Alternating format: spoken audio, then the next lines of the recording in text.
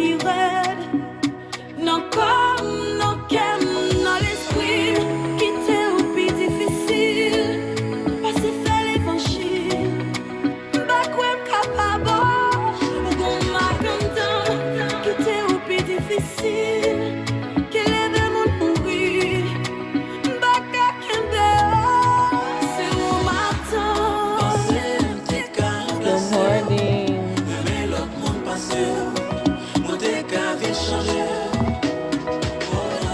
Finalement, moi réalisé, ou pas qu'à remplacer, ou indispensable pour moi.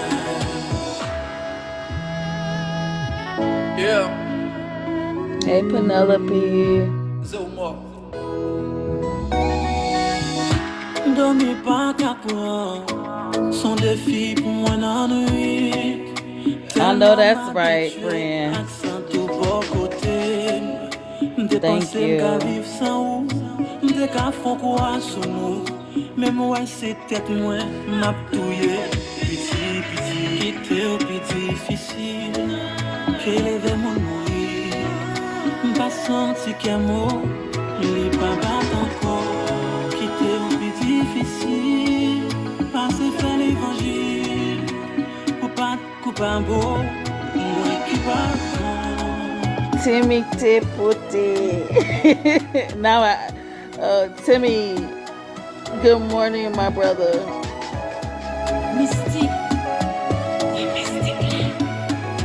C'est un boy Zoma. Gros lion. Passé, m'te qu'à remplacer, mais l'autre monde passé, mon décavé changé.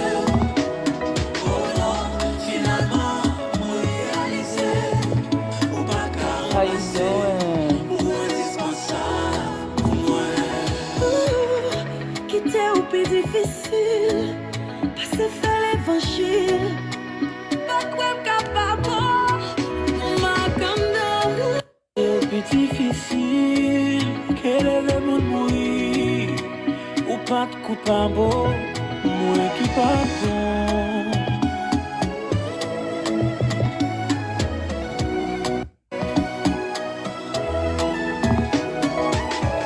Good morning, Black Cabinet. Good morning, Francesca. Passer, m'te qu'à remplacer, Remplacer. mon passé, Mon décavé changé. Non. Finalement, moi réalisé, ou pas Réalisé. qu'à remplacer, ou indispensable pour moi. Passer, t'es qu'à remplacer. Aimer l'autre monde passer. I have a funny song for y'all. Y'all ready? Kush is live. What the hell? I have a funny song for y'all. Y'all ready? I can see them cooning in the streets tonight. Come on. You were cool like Condoleezza Rice. You were cool, can't forget about Kanye. Cool. You were cool, ain't got a clue like Stacey Dash. Saying black girls don't fuck with you because you love anime. Cool. Motherfuck 12, shout out Kamala Harris. Boy, you African, why you saying you from Paris? Niggas Herschel walking, talking shit that they ain't knowing. Running with them clan niggas like Candace Owens. I don't get hyped just because a girl is white. I can't fuck with girls lighter than Ice Spice. Hey. Cook out in fights and nigga passes don't exist. How you black as fuck, but your bio say you mixed. You were cool like Condoleezza Rice. You were cool, can't forget about Good morning. Cool. What's going on? What's going on? Good morning. Ain't got a clue like Stacey Dash. Saying black girls don't fuck with you because you love anime. Cool. Hey, point them out like Cole's Powell, Terry Crews, Clarence Thomas, Oprah sometime. If you a Congress like Chris Brown, you a motherfucking who need a beat down. Who put that Good together? morning. Good morning. Good morning. Huh? Who put that together? I don't know. It might be some AI, but that shit was funny. But Kush is live. I am Haitian. I'm first generation. Weren't they powerful? We're gonna play it again. We're gonna play it intermittently. Everybody running late this morning, ain't I know you ain't talking. they? I ain't late. Oh, he was just talking about ending. Okay. You late to the show. No, I ain't. I got here 5 minutes after. Okay. All right.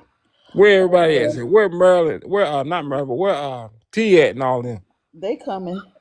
Yeah, I love our history too. I love our history as Black people, but obviously, I love Haitian history. It hit a little different. It hit a little different. But yeah, let's go to Somali real quick.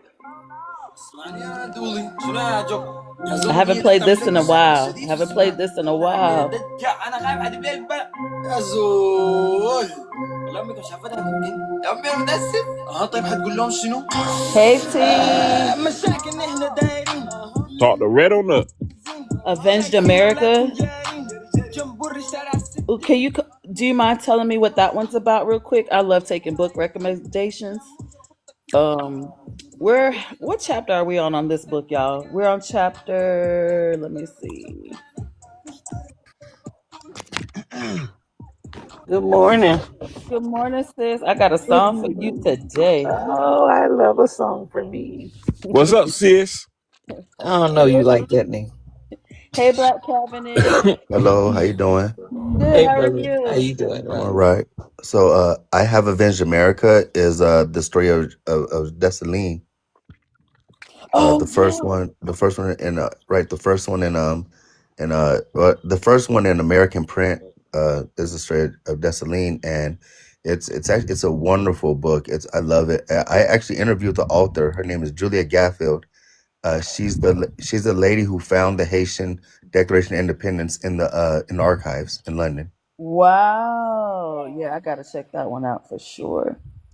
Yeah, you'll love it because it really gives you the background of Dessalines, his the way he grew up, and it humanizes him because so much they tried to dehumanize him so much, and she really gives him stake for people to be like so like because a lot of people think that okay Dessalines and the massacres and everything else, but she really draws out what the massacres were for, why it happened, and you start to look at Dessalines like yo. I would have done it too if I was him in that situation because of the state of Haiti and the people, the remnants that was still left behind. And so it's just like I said, it's a must read book. And everybody here will love it. It's Yes, wonderful. thank you. Yeah, the one we read together was Black Jacobins.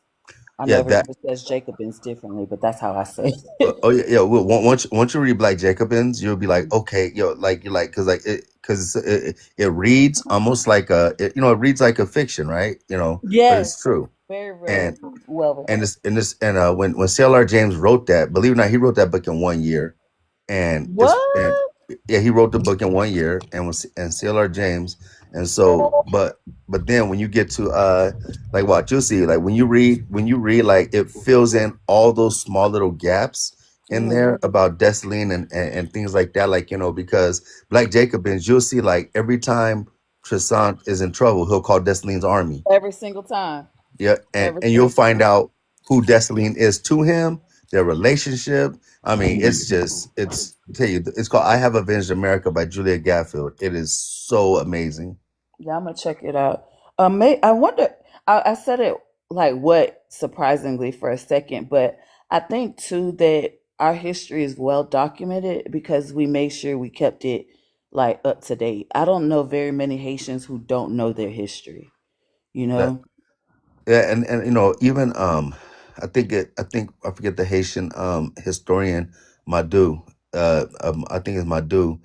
A lot of the stuff come from him because if you a lot of the Haitian history they tried to like really because you have people who will pin Tristan and Dessalines against each Each other. other, yeah. Right, you have a lot of these historians who came out writing about it at first. These white historians like really trashed him a whole lot, and so I tell you when you read this book I mean, it's just so refreshing about him. Like I said, when you probably read it, I'll probably be in your live every day that day because I love the book. I Thank love that you. book. I mean, I have like a because I have books that yeah, that one right there. I have books I want to throw away because like I have like the one called it's called the Black Narnet. What's that one called? Because I'm not at home. I'm actually traveling right now. But Mm. I have a book. I have a book about the Haitian Revolution, and it makes Dessalines seem like he was ignorant, can't read, and everything else.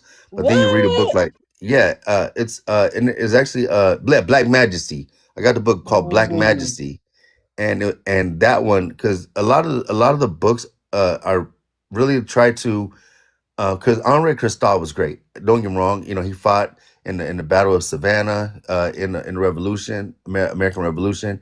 He ended up becoming the man at the end because him and Alexander they kind of do that coup against killing I'm sorry, unaliving Dessalines.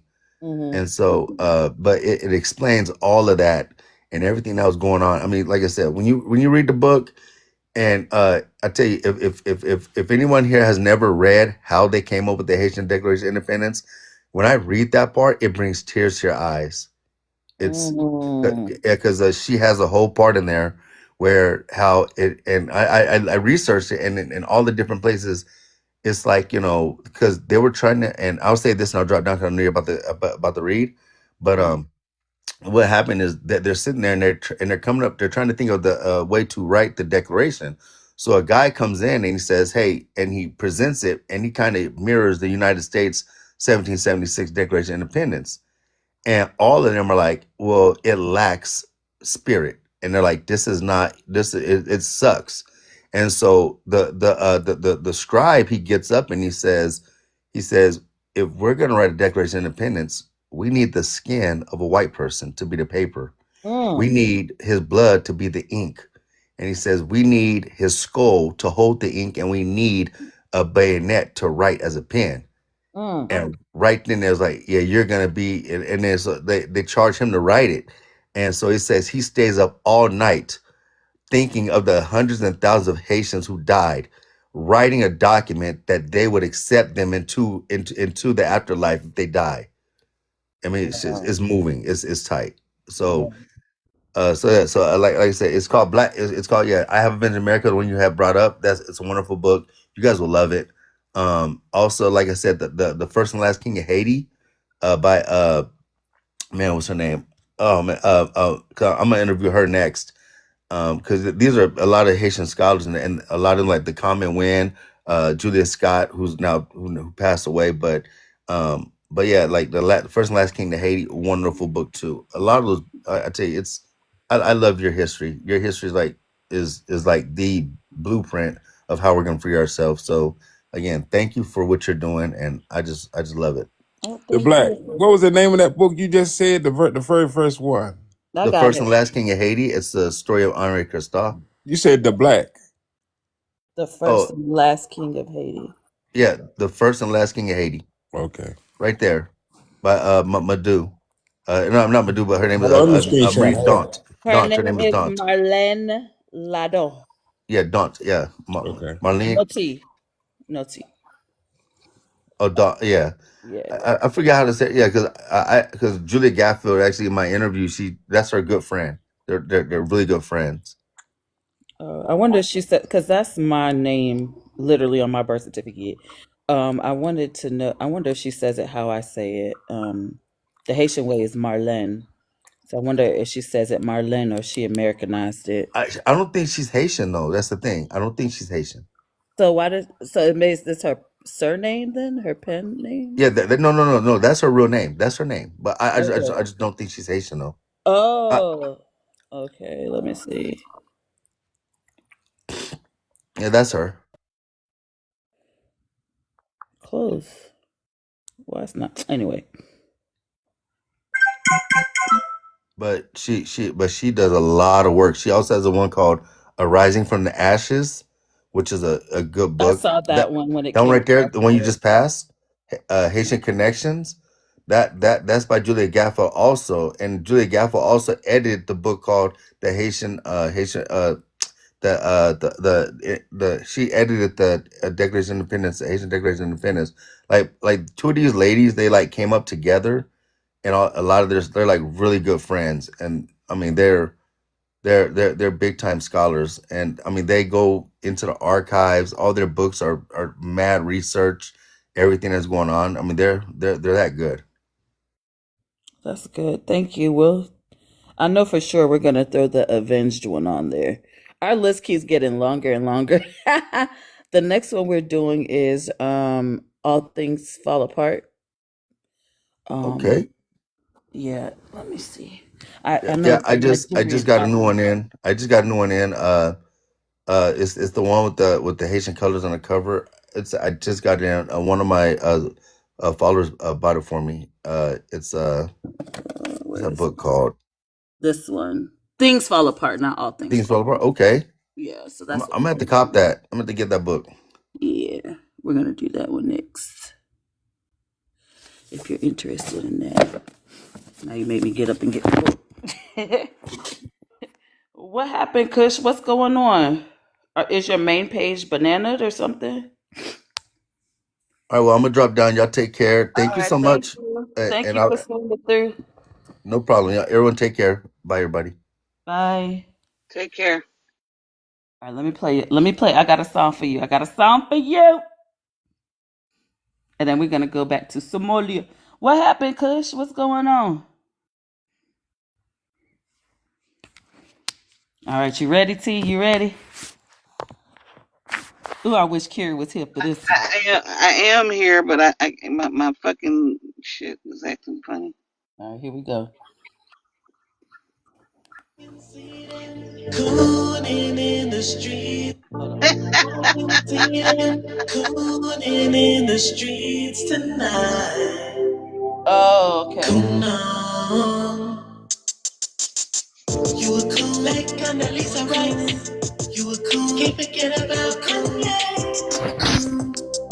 Cool, cool, cool. You were cool. Ain't got a clue like Stacey does. Saying black girls don't fuck with you because you love anime.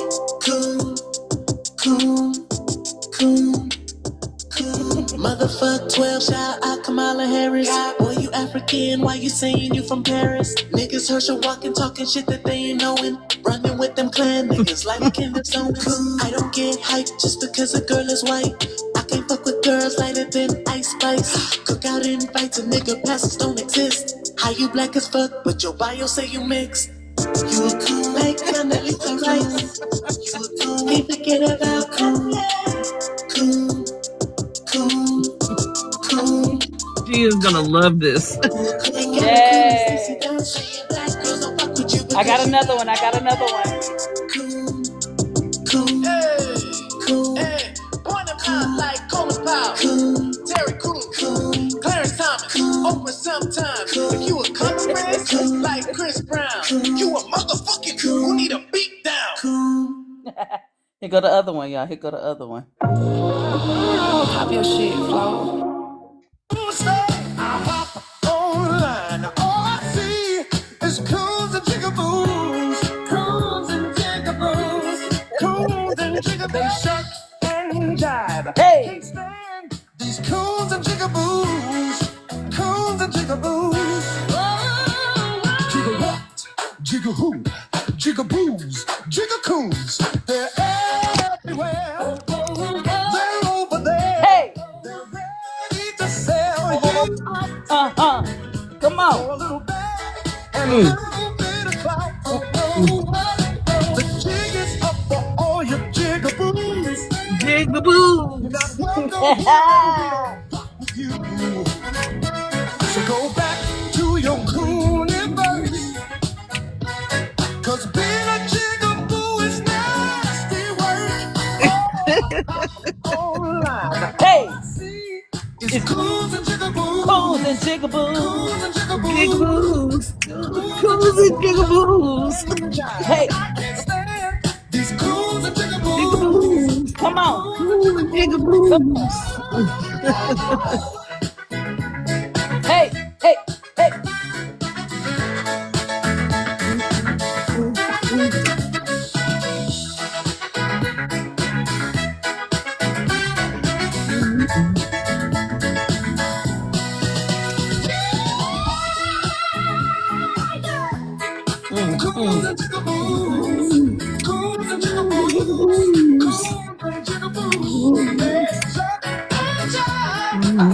T, I know you getting down over there, girl. You know I am. Jigaboo. That's the way you start a book club, y'all. Yeah.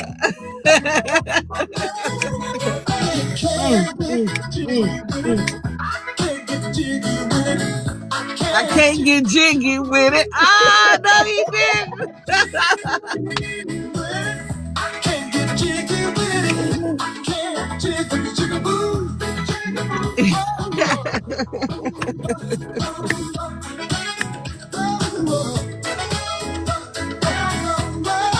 I swear. I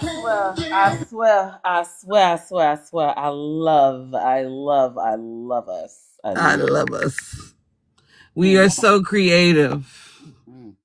You know, the way we do what we do as a people. Coons and jigaboos. Oh, that was fantastic. Wait, I think I got one more. Hold on. Have we found nephew yet? Kush, where Kush? Nephews are here on his backup page. He said that what's her name? Your favorite is hosting a live on his main page. Who's my favorite? Your favorite is her. That's her handler. No.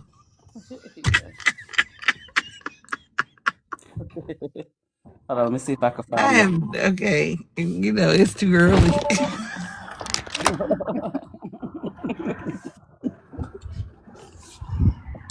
That's not typing. Hold on. Dang, I thought I was ready, y'all. Hold on. It's the last get ups. Hold on.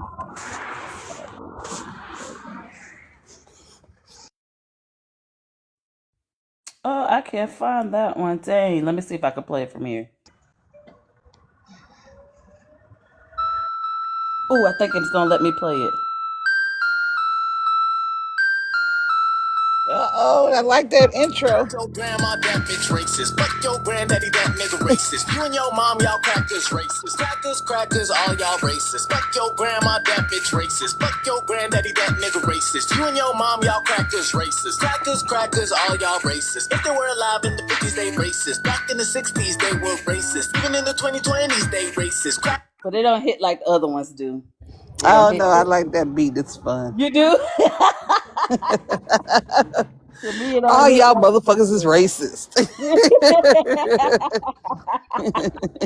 Thank you. Yeah. I gotta run this one back. We gotta run this one back, and then we're I gonna can start. see them cooning in the streets tonight. Welcome in, y'all. You were cool like Condoleezza Rice. You were cool, forget about cool. If you're not a coon, let it fly. tap the screen, shed alive.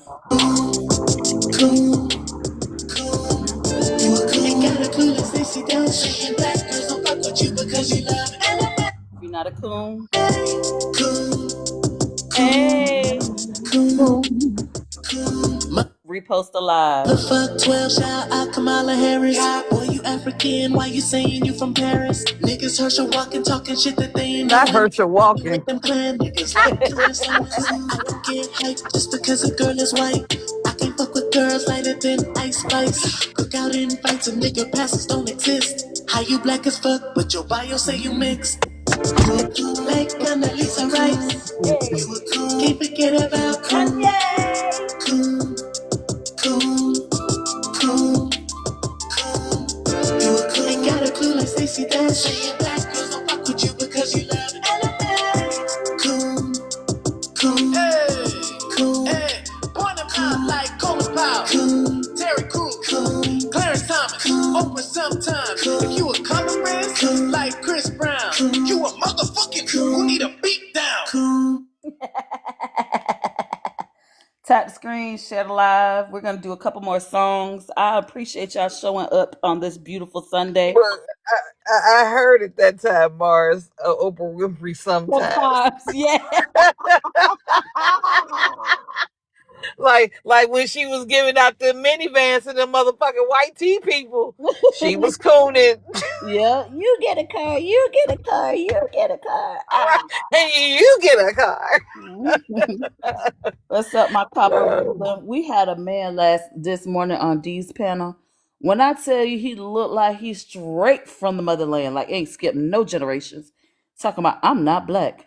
You talking about Mad Facts? No, not my bad. Not fast. This was a new one, girl. They everywhere. Oh, Talking about goodness, they dropping out like, I mean, where are he coming from? they everywhere. Handsome black man talking about he ain't black. He not from Africa. Where you from? He Cherokee. He black. Oh, I love how they love that the slave master. That's what his grandma said. He Blackfoot Cherokee. I'm going by what my grandma told me. That's all I'm going by. Grandma ain't never lied to me before. Why would she start now? This will give you goosebumps, but we know who you will marry. If I'm headed out, I hop online. All I see is coons and jiggaboos. Coons and jiggaboos. Coons and jiggaboos. They shake and jive. Can't stand these coons and jiggaboos. Coons and jiggaboos. Jigga-who, jiggaboos, jiggacoons. They're everywhere. They're over there. They're ready to sell you out for a little bag and a little bit of clout. Tap the screen, y'all. It's up for all your jiggaboos. Let them jiggaboos know the jig is You're up. welcome here and we don't rock with you At all. At all. Go back to your coon verse. Go by. Cause being a jigaboo is nasty work. Oh, I hop online. All I see is coons and jigaboos. Coons and jigaboos. Coons and jigaboos. Shuck and jive. That's shuck and jive. These coons and jigaboos. Coons and jigaboos. Hey, Ryan, we know about shucking and jiving.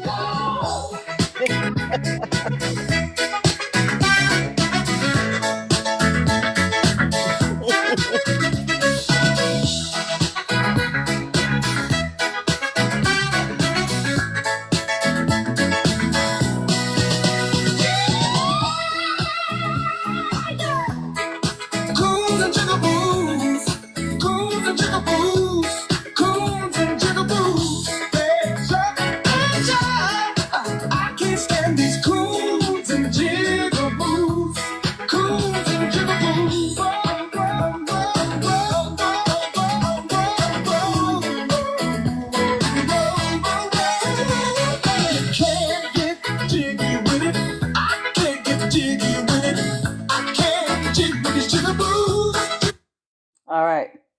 Let's get to it. I'm going to go to the comments section because they're going to probably put me there anyway, in and out of teacup this morning. Okay. All right. I'll come back when the book's done. Okay. The Commission. Haiti's new president took office in May 2011 with high expectations. Finally, it seemed, the long-stalled Reconstruction era had begun. But why had the international community turned on its indispensable man, Préval? There was no question that Préval had never been the front man that the aid state longed for. Still, what had broken his relationship with the donor class? The former president had his suspicions.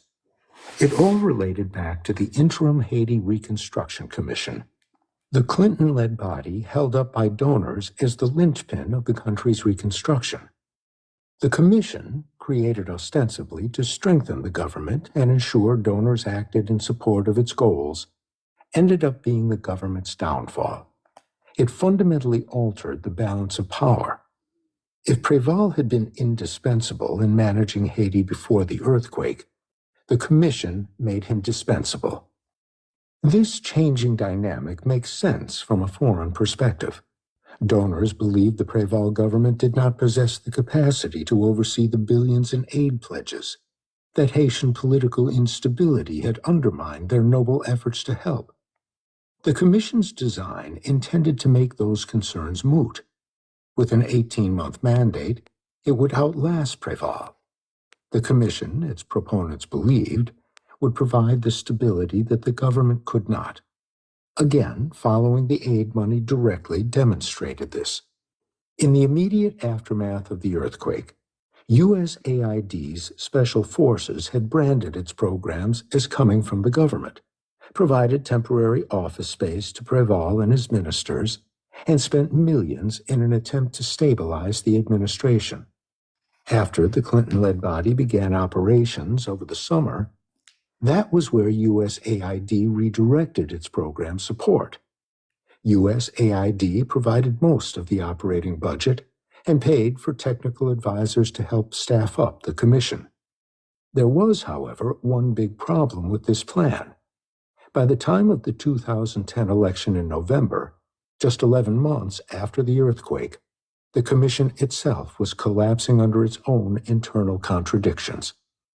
The Clinton-led body held its fourth official board meeting in December during the height of the post-election uncertainty.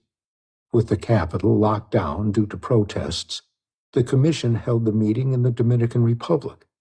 Bellerive, the prime minister and co-chair, stayed in Haiti and called into the meeting via Skype. Bill Clinton was late to show. The former president attended board meetings but was rarely active in the commission's work, preferring to turn the day-to-day over to his foundation staff. The Haitian representatives on the board decided they had had enough. They met in a side room to prepare a statement.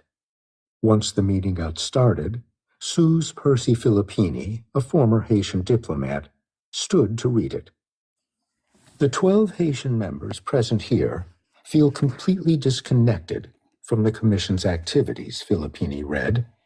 The Haitian representatives, she continued, felt like bit players and tokens. We consider it our particular responsibility to ensure the proper functioning of the Commission in its mission, so that reconstruction of the country is undertaken in the interests of Haiti and Haitians. The statement, signed by all 12, concluded. Bellerive and Clinton were furious, but the internal opposition hadn't come out of nowhere.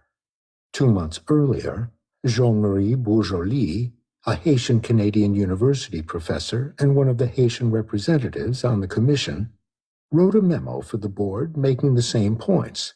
By vesting all powers and authority of the board in the executive committee, it is clear that what is expected of us, the rest of the board, is to act as a rubber-stamping body, he had warned. The memo was never included in the board's minutes.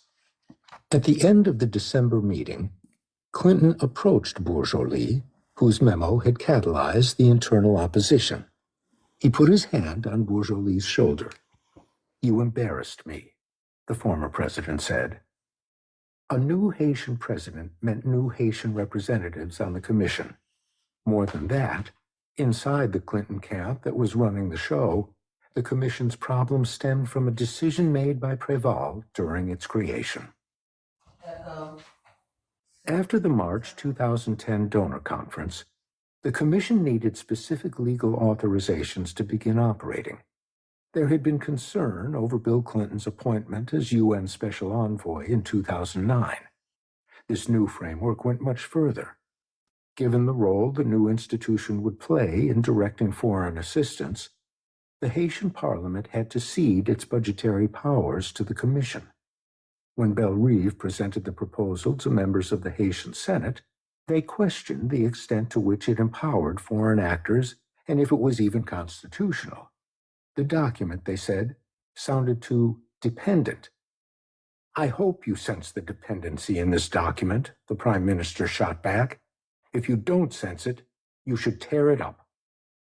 Bellerive acknowledged that the government was badly hurting and reliant on outside actors, but he was hopeful it provided a framework for future development. "I am optimistic that in 18 months, yes, we will be autonomous in our decisions," he had told his fellow Haitian political leaders. "But right now, I have to assume, as Prime Minister, that we are not."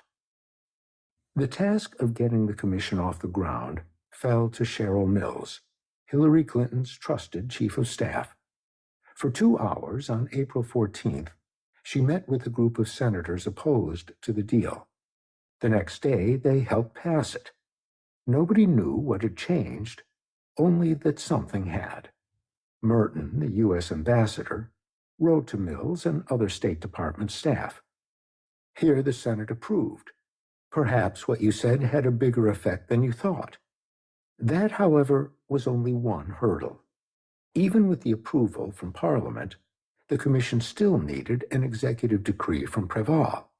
Mills had worked closely with one of the president's economic advisors, Gabriel Verret, a Columbia University-educated technocrat who had worked in various roles for USAID and other donors for decades.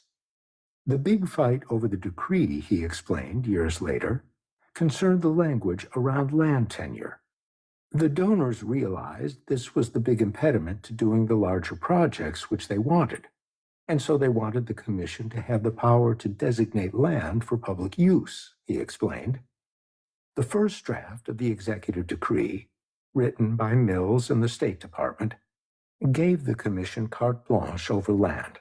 Verret took the proposal to Bellerive, who signed off on it, but Préval said no. Though he had developed close relations with the international community, the president saw this as a step too far.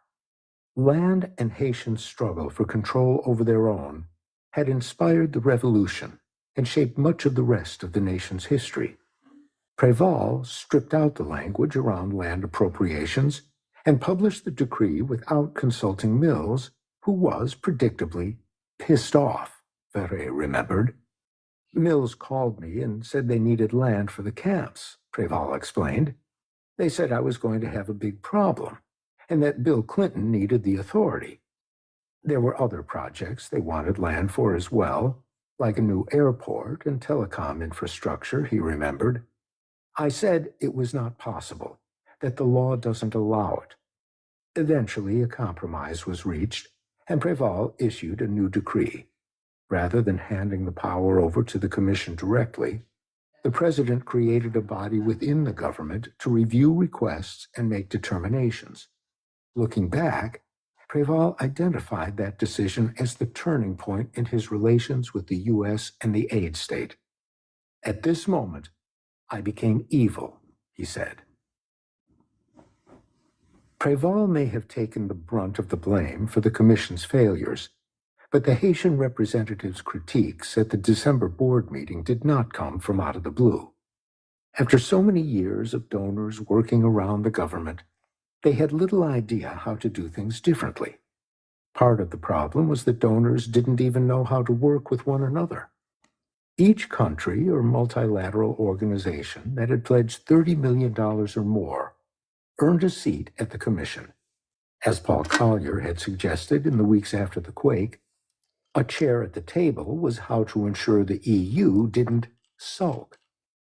The presence of Bill Clinton atop the Commission, however, made clear where the ultimate power rested. The Commission's original office space was a large tent on the grounds of the former U.S. Embassy compound outside the Capitol. For months, it was mostly empty.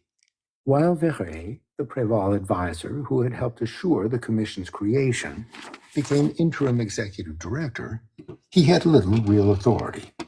As Secretary of State, Hillary Clinton deputized the Haiti portfolio to Cheryl Mills.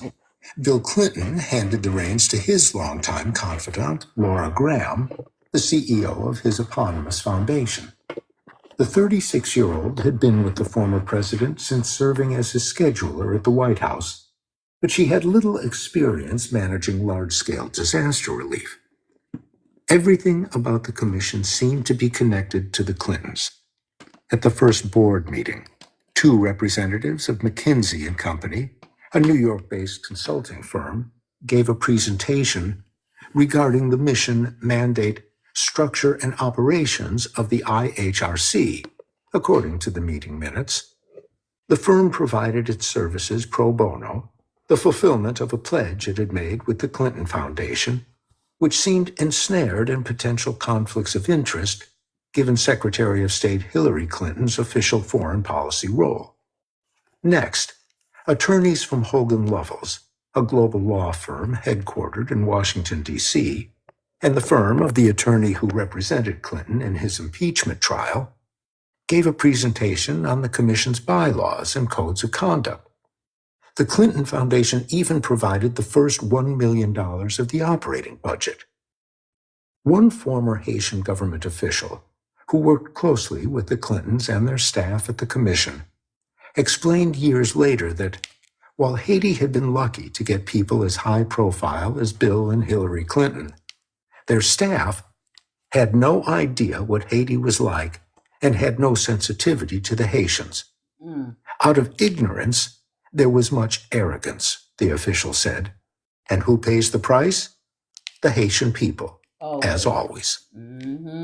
Even at the time, many Haitians were far less sanguine. The Commission is, in fact, a coup d'etat without an army, Mario Joseph, a Haitian lawyer and human rights advocate, told Democracy Now! In the summer of 2010. The bourgeois and the foreigners came together to replace the state, he said. There was a lot of pressure coming from Clinton and others to legalize this coup d'etat, but in reality, the Haitian people don't believe in them because they didn't participate.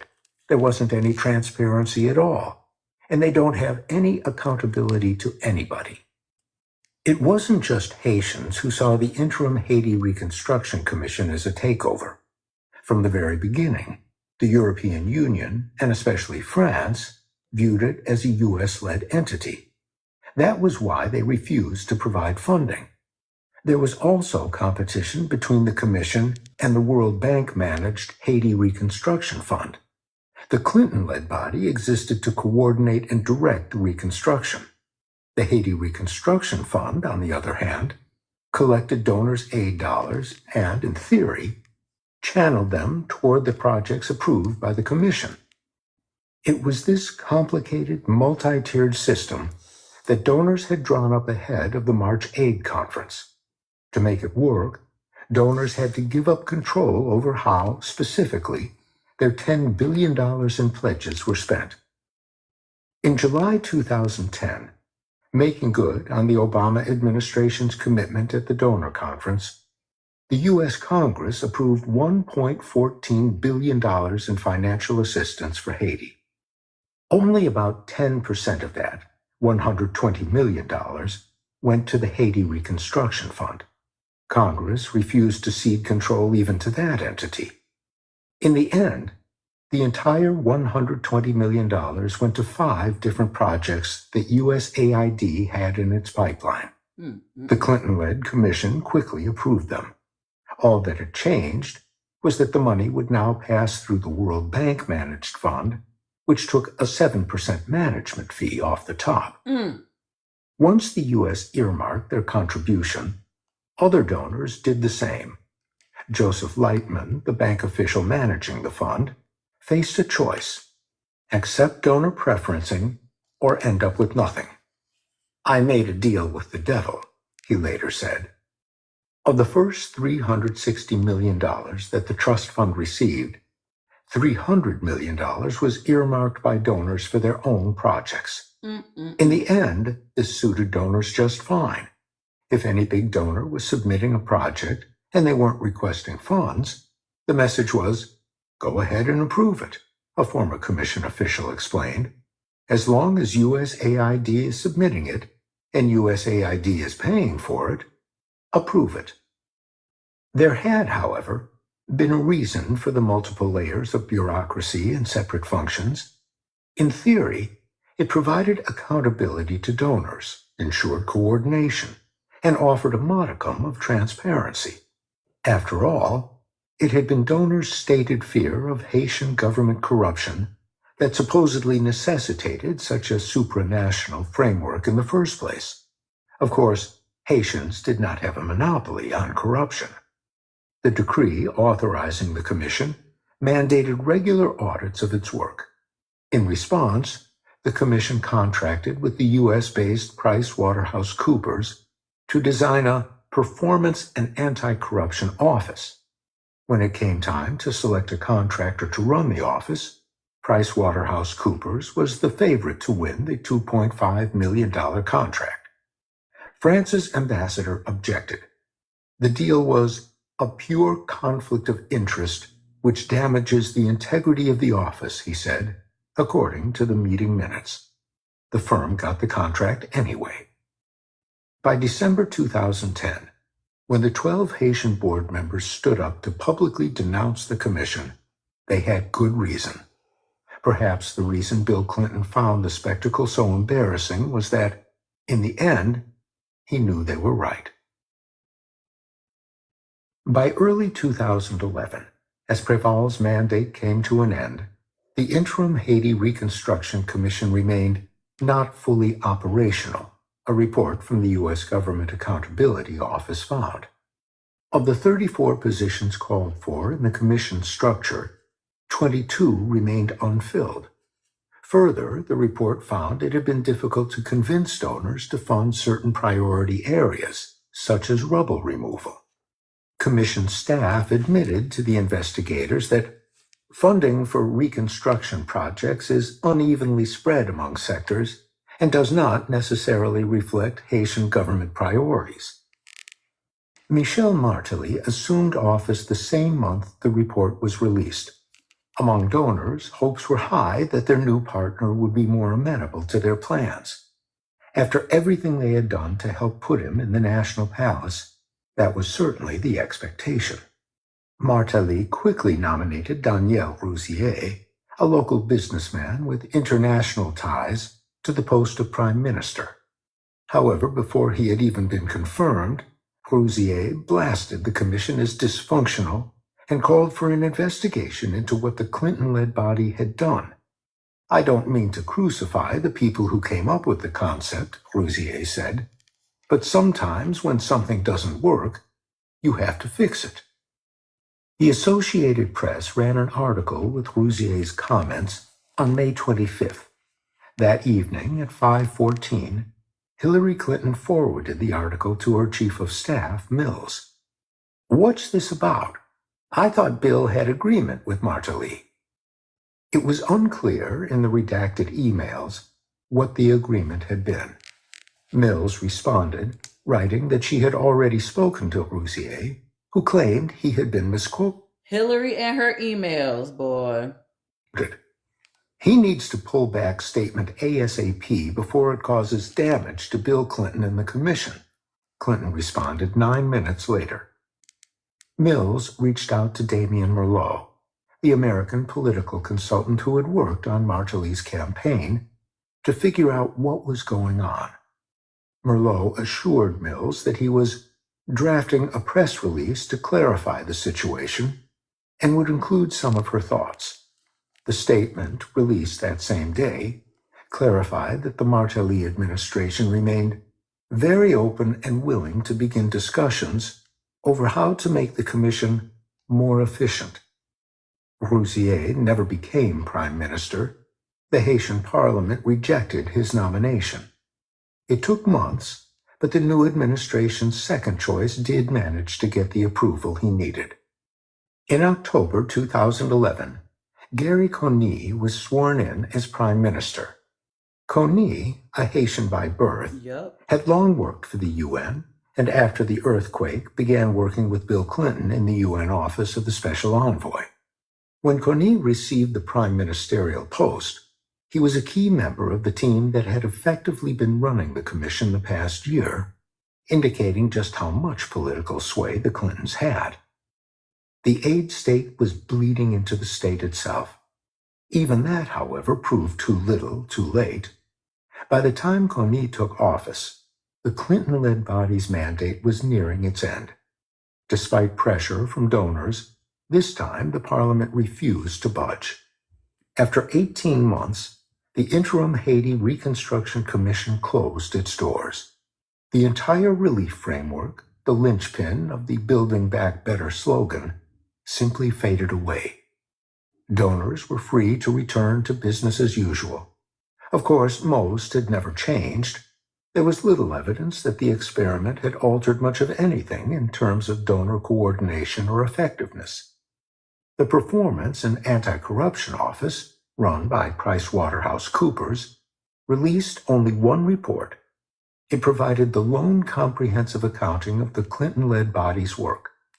Altogether, the commission had approved 87 projects worth a total of $3.2 billion. Many of them were already planned before the earthquake and would have happened regardless of the commission. Of those projects, only 4 had been completed. Overall, although not all projects provided financial updates, just $117.7 million was reported as disbursed out of the $3.2 billion, a rate of just 3.7%. Things weren't looking much better at the World Bank-managed Haiti Reconstruction Fund, though at least it provided regular board meeting minutes and financial information. The commission had stopped publishing minutes or updating its website after Clinton had been embarrassed at the December meeting. By the fall of 2011, the fund had allocated $270 million for 16 commission-approved projects. The money went to implementing partners like the UN, the IDB, and the World Bank itself. Together, the 3 had only spent about 15% of the allocation. Martelly's election had not been enough to save donors' reconstruction framework. Few Haitians were sad to see it go. Few donors seemed to care. Even the U.S. and the Clintons didn't seem to mind. To donors, the early signs from Martelly were encouraging. With a true partner in the presidency and a former employee serving as prime minister, perhaps the commission wasn't necessary at all. With Martelly in office, the lack of a coordination framework ceased to be a concern for donors. The aid state, it seemed, had finally found their desired frontman. On April 6th, 2 days after preliminary results of the election had been announced, Ken Merton and the embassy's political counselor met the president-elect. The campaign team was clearly in a good mood and were grateful for U.S. support of the political process, Merton reported. Martelly, the ambassador continued, was very interested in a strong partnership with the U.S. He agreed that development was impossible without significant investment, and he seemed particularly interested by our development programs in the North. After the earthquake, major donors had split the country into regions. Canada took the South and focused its investment there. The U.S. took the northern region, where it had plans for a new industrial park. Martelly's gifts of communication will come in handy in the ensuing months and years, Merton concluded. Mills forwarded the confidential cable to Secretary Clinton. "Nice intro," she wrote. "Please be sure Bill is briefed on this before his meeting," Clinton responded. "Done," Mills wrote. Martelly would be coming to D.C. on the 20th, she added. In Washington, Martelly met with officials of the IMF, the World Bank, the U.S. Chamber of Commerce, and of course with Hillary Clinton and the State Department. It was the first foreign trip he took after winning the election. In D.C., Clinton told the press that she was very encouraged by the campaign that Mr. Martelly ran. The U.S., Clinton continued, was behind him. "We have a great deal of enthusiasm. This is not only a goal of our foreign policy, but it is a personal priority for me, my husband, and many of us here in Washington." With the new government taking office, USAID's special forces were put to work again. After withdrawing funding from the Preval government during the election, Chemonics and USAID's Office of Transition Initiatives wanted to ensure the success of the incoming Martelly administration. Embassy and OTI staff met with a representative of the Martelly camp in late April. "They are looking for quick wins to do in the first 100 days, a USAID staffer wrote to the team. "I explained OTI's programs and all our experience and investments to date, emphasizing our support options in technical assistance and communications," the staffer continued. He was interested. Internally, The political arm of USAID reported that it was actively engaged in discussions with the new Martelly administration and USAID Haiti to prioritize activities during the administration's first 100 days to ensure a smooth transition and facilitate quick and notable government successes. Chemonics was coordinating with the U.S. Embassy in Haiti to track and prioritize requests from President Martelly. To date, the administration has requested additional office space on palace grounds, completion of the palace perimeter wall, an audiovisual studio for presidential use, and assistance with the press conference hall. Emails obtained through the Freedom of Information Act later revealed. On May 10th, a Chemonics employee emailed USAID staff with a proposal to partner with Mouvement Tête Calais, MTK, a social network of community-based organizations founded by Michel Martelly campaign members, to prepare the capital for the upcoming inauguration. This activity will build on the momentum created by the Martelly victory to recruit community volunteers to remove waste from the streets of Port-au-Prince in order to ensure that the city will be clean enough to welcome their new president. MTK, the Duvalier-East-linked organization that had been putting people in the streets over the previous months to support Martelly, received $100,000 in supplies from Chemonics. In the days before the inauguration, pink-clad youth swept the streets and piled debris into wheelbarrows in a rapid beautification project. Chapter 12. The Slogan. The grounds of the still-collapsed National Palace were transformed for Martelly's May 14, 2011 inauguration. The cupola remained askew, still sunken into the French Renaissance concrete structure. What happened, Kush? The live is frozen? Oh, your live is frozen. Oh, goodness. Mine good. Ain't everything good over this end. Good. But a large stage had been erected in front, and on a perfectly sunny afternoon, politicians, foreign diplomats, and eager businessmen filed onto the palace lawn for the day's celebration of hope. No longer Sweet Mickey, soon to be President Martelly arrived with his son Olivier and his wife Sophia, donning a well-tailored and neatly pressed dark blue suit and a red tie. Bill Clinton arrived shortly thereafter wearing the same. Hey. The showman took to the stage for the first time as president, Twins. with thousands of Haitians pressing up against the faded green wrought iron fence of the palace. Martelly pledged a new era for Haiti, a new image for Haiti. It was not just poverty that Haiti produced. Haiti is a rich country. We have the most beautiful beaches in the world, the most beautiful sun of the Caribbean, and the deepest culture, he said. We cannot continue with this humiliation of having to extend our hand for help all of the time. Martelly turned to the foreign diplomats in the audience and, switching to English, addressed them directly. I ask the international community to have confidence in me, he said.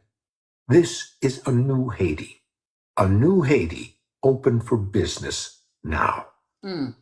It was a phrase diplomats and businessmen had been waiting to hear from the government since the earthquake. In reality, the slogan championed by Martelly and foreign investors was simply a continuation of the mantra that had guided U.S. involvement in Haitian affairs for nearly a century, since at least the U.S. occupation of 1915.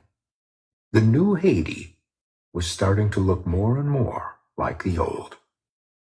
Okay. The U.S. invasion of Haiti had opened the country to American corporations like Standard Fruit Company, the forerunner to Dole, and Haitian American Sugar Company, or HASCO, which obtained massive amounts of land in its attempt to revive the large-scale sugar production of the colonial era.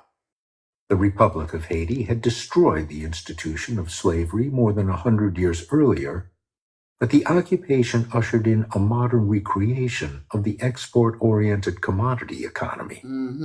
The sugar plantations displaced small-scale farmers, often with violent force.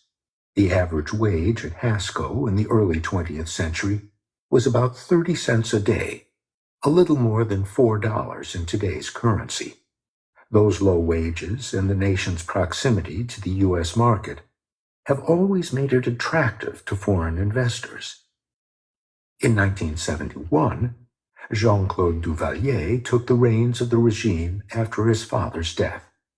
With a steady flow of rural-urban migration in the years after Hurricane Hazel, the capital had an abundant supply of cheap labor.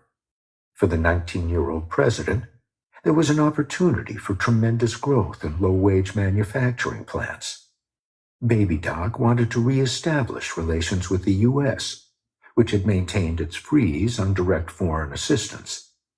The new face of the dictatorship eliminated tariffs, promised to keep the minimum wage low, and union organizing a deadly proposition, and allowed U.S. firms to bring 100% of their profits back to their home country tax-free. In fact, tiny Haiti, jammed with 6 million people, most of them unemployed, is emerging as the low-wage capital of the world, the Taiwan of the 80s, the New York Times reported in 1984.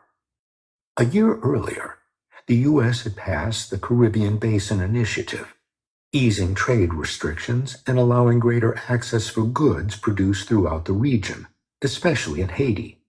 Foreign aid flows increased massively, including through the IMF, World Bank, and IDB. Some 300 American companies had set up shop in Haiti, the Times noted, taking advantage of wages as low as pay anywhere in the world. At the time, nearly every baseball used in the major leagues was sewn in Haiti. CBS Toys produced Bert, Ernie, and Elmo dolls there. Haitians assembled electronics for global firms. It's a country where its greatest natural resource is its manpower. Mark Roberts, the local representative of the U.S. company producing textiles in Haiti, explained in an early 1980s interview, "We have chosen to develop a business around Haiti's greatest resource," he said with a wry smile. Ironically, the largest I want y'all to catch that. He said, it's a country where the greatest natural resource is the manpower. We have chosen to develop a business around Haiti's greatest resource. Did that make sense? It sounds like modern day slavery to me, but I'm just a girl.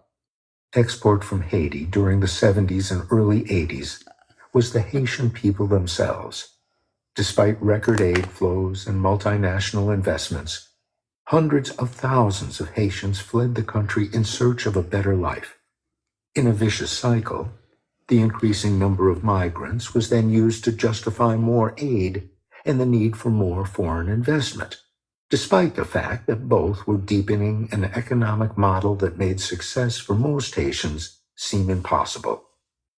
Just as had been the case centuries earlier, the Haitian economy was dominated by merchants, those who controlled the nation's imports and exports. Foreign investors took advantage of low wages to produce goods for export, while those families that controlled the ports and the crucial import of food items came to control the local economy. Strong relations developed between Haiti's elite, their corporate allies to the north, and the diplomats responsible for advancing and protecting U.S. interests in Port-au-Prince. Since the fall of the dictatorship, it has been this nexus of power and influence that has sought to control the nation through each of its political transitions. The earthquake was no different.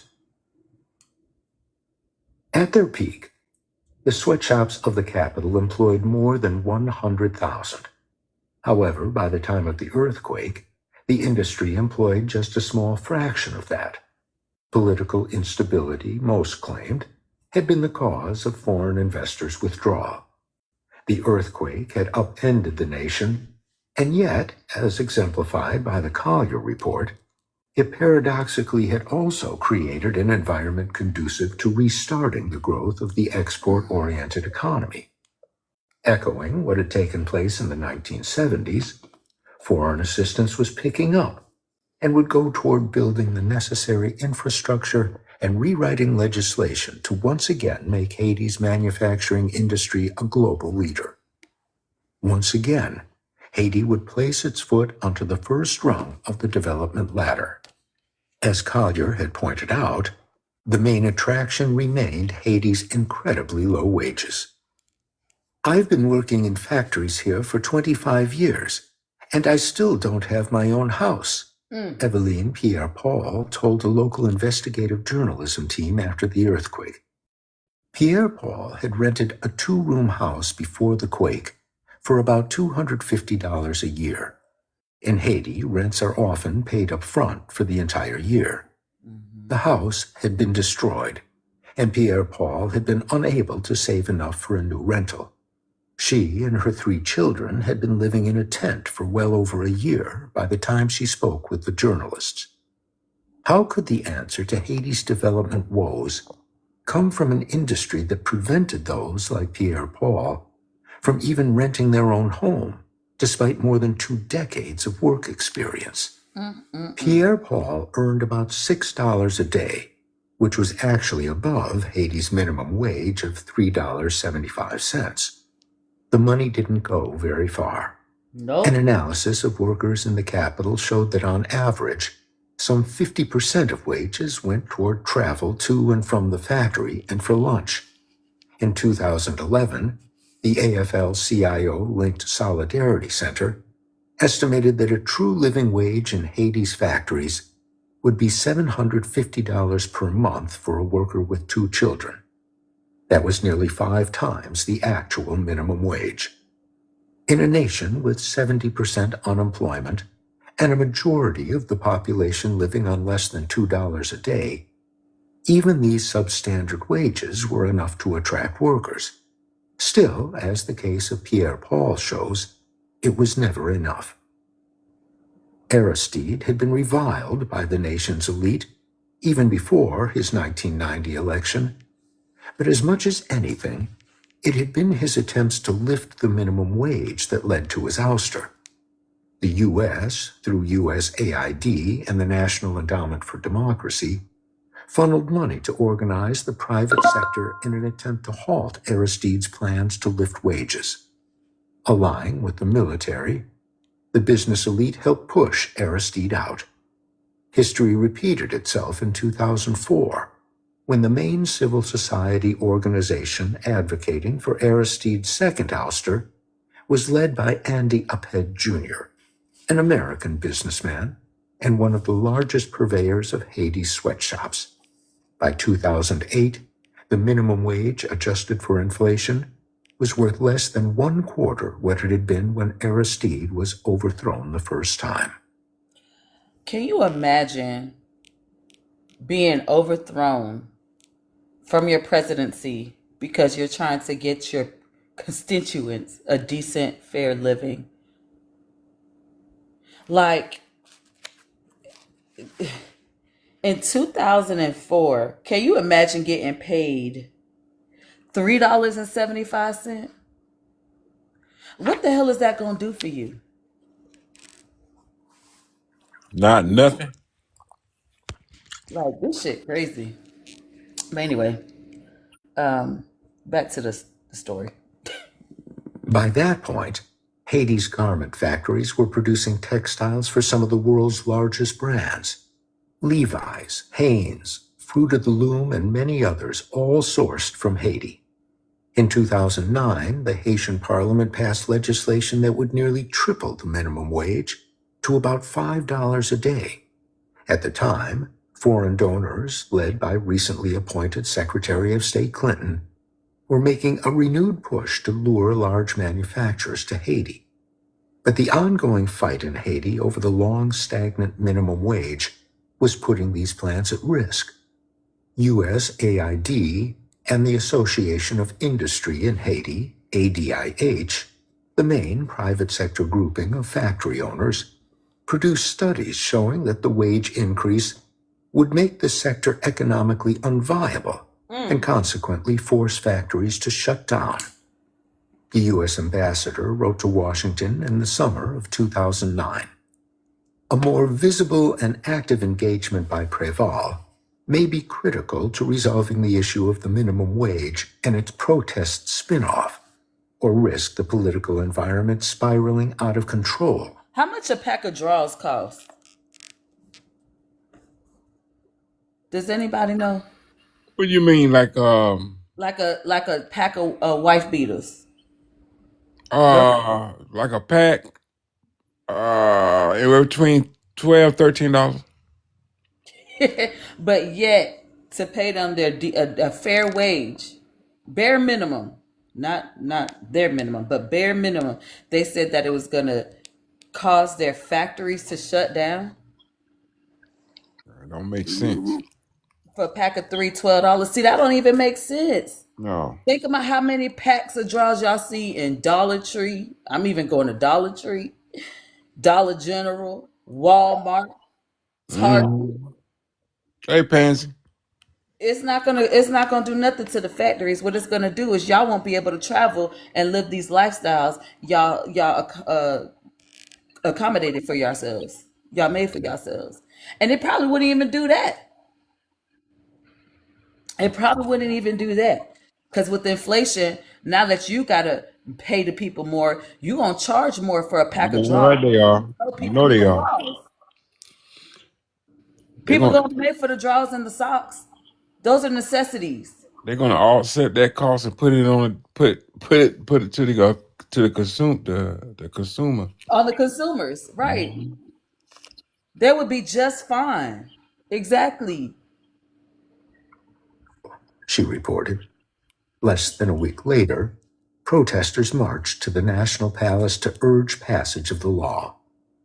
Demonstrators paraded placards with slogans such as "Down with Préval," "Down with the bourgeoisie," All and outsourced. "Our Good country morning, is Blackie not for Chan. sale, either wholesale or retail." Others bore the names of President Préval, Prime Minister Michel Pierre-Louis, and UN Special Envoy Bill Clinton, with an X drawn through their names, the embassy reported. In the end, in his typical fashion, Préval facilitated a compromise. The increase would be phased in, and he carved out a lower wage level specifically for the garment industry. Even though, under pressure from the U.S., Préval had worked to limit the increase, he was never the salesman for the garment industry that international officials and local businessmen wanted. It is generally believed that in the earthquake, the single building in which the most Haitians perished was the Palm Apparel factory in Port-au-Prince. The company said that some 300 workers died when the factory collapsed. The building had just received significant renovations, and USAID, through an American contractor, had spent hundreds of thousands of dollars ostensibly improving the factory. It took less than 2 weeks for Palm Apparel to begin sewing T-shirts again. A few months later, USAID paid for Palm Apparel's owner, Alain Viard, to fly to Las Vegas for a trade show. While there, he raised $8.5 million in fresh investments for his company. I remember somebody saying a crisis is a terrible thing to waste, Georges Sassine, the head of ADIH, said in February 2010. It is true. The opportunity has been thrust upon us. And it wasn't just the tiny group of Haitian factory owners who leapt at such an opportunity. In May, Secretary of State Clinton traveled to South Korea. While there, Cheryl Mills called a group of Korean manufacturers to a meeting at the U.S. Embassy to pitch them on Haiti. It was a perfect representation of the administration's new concept of business diplomacy and private sector-led aid. but it would take more to get the companies on board. Clinton emailed her assistant on June 27th and asked her to add a name to their call list, Paul Sharon about Haiti. Sharon had been the CEO of Liz Claiborne, and besides being a longtime Clinton corporate friend, he maintained strong relations with the garment industry worldwide. He agreed to help. In late August, Sharon called on an old contact of his, Lon Garwood, who was working as an advisor to C&A, one of the world's largest garment companies, and a producer for global brands like Walmart, Target, and Gap. Whittle down the list of obstacles, because people in D.C. are really serious about making this happen, Sharon told his old friend. C&A's CEO, Wong Ki Kim, flew to Washington. In the State Department's treaty room, the Korean textile magnate, the State Department, and the IDB hashed out in broad strokes a deal that would sufficiently entice the company to Haiti. C&A had been one of two companies the Haitian and U.S. governments were courting. Then, in the fall of 2010, the other company dropped out. The U.S. needed a big win to announce on the first anniversary of the earthquake. Officials needed to do whatever it took to lock in C&A. On January 11, 2011, with the U.S. already pressuring Préval to drop his chosen successor from the upcoming runoff election, Bill Clinton made a brief stop in Haiti.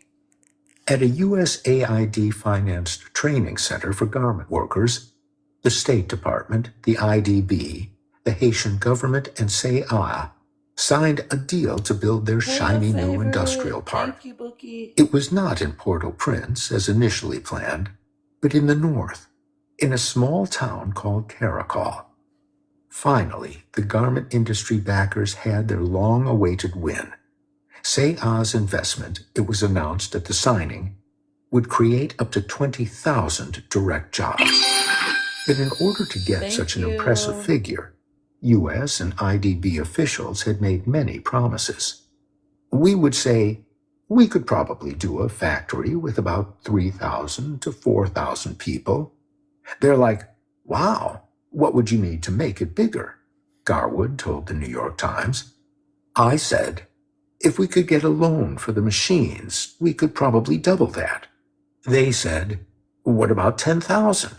We said, if we didn't have to worry about purchasing the land, if we didn't have to build the factory shells, then we could double it again. That's where the 20,000 jobs figure came from.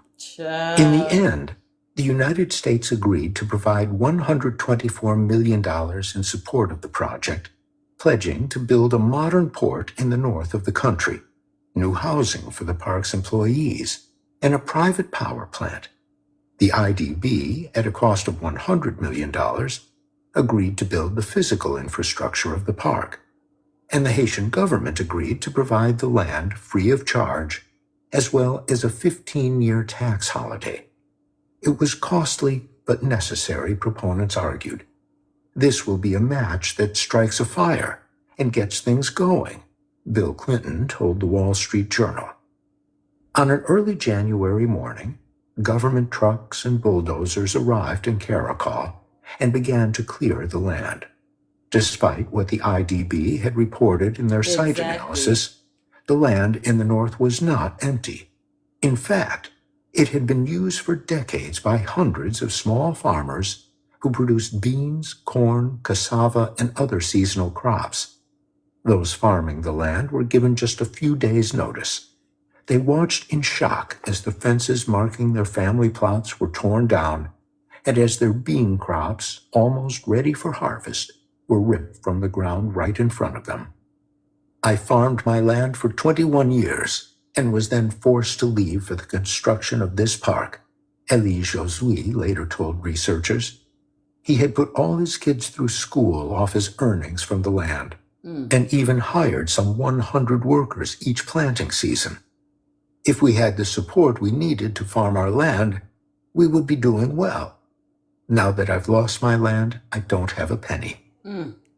Donor and government officials said those displaced would be first in line for the minimum wage jobs at the new Korean-owned factory producing T-shirts for Walmart, which happened to be headquartered in Bill Clinton's home state of Arkansas. Michel Martelly spent much of his first year in office flying across the globe to drum up foreign investment for Haiti, to sell the world on the new Haiti. He had plenty of help, including from his longtime friend Laurent Lamotte. In September 2011, the government created an advisory board of politicians, business leaders, and bankers that would help promote Haiti as a more business-friendly place and attract foreign investment. Lamotte was made co-chair of the new 32-member entity alongside Bill Clinton. The Reconstruction Commission was about to close its doors. The formation of this new group served as the definitive transition from Build Back Better to Open for Business. Joining Clinton and Lamotte was José María Aznar, a conservative former Prime Minister of Spain, who was also a close associate of the public relations firm that had run Martelly's presidential campaign. Right-wing former presidents from Bolivia and Colombia also joined the board. Later that same month, Martelly attended the annual Clinton Global Initiative event in New York. The musician turned president mingled with A-list celebrities and some of the world's richest business people. Sharing a stage with the Say-Ah chairman, Bill Clinton, the president of the IDB, and others, Martelly once again declared Haiti open for business as he paced back and forth, commanding the audience as if they had paid to see him perform. Clinton was thrilled.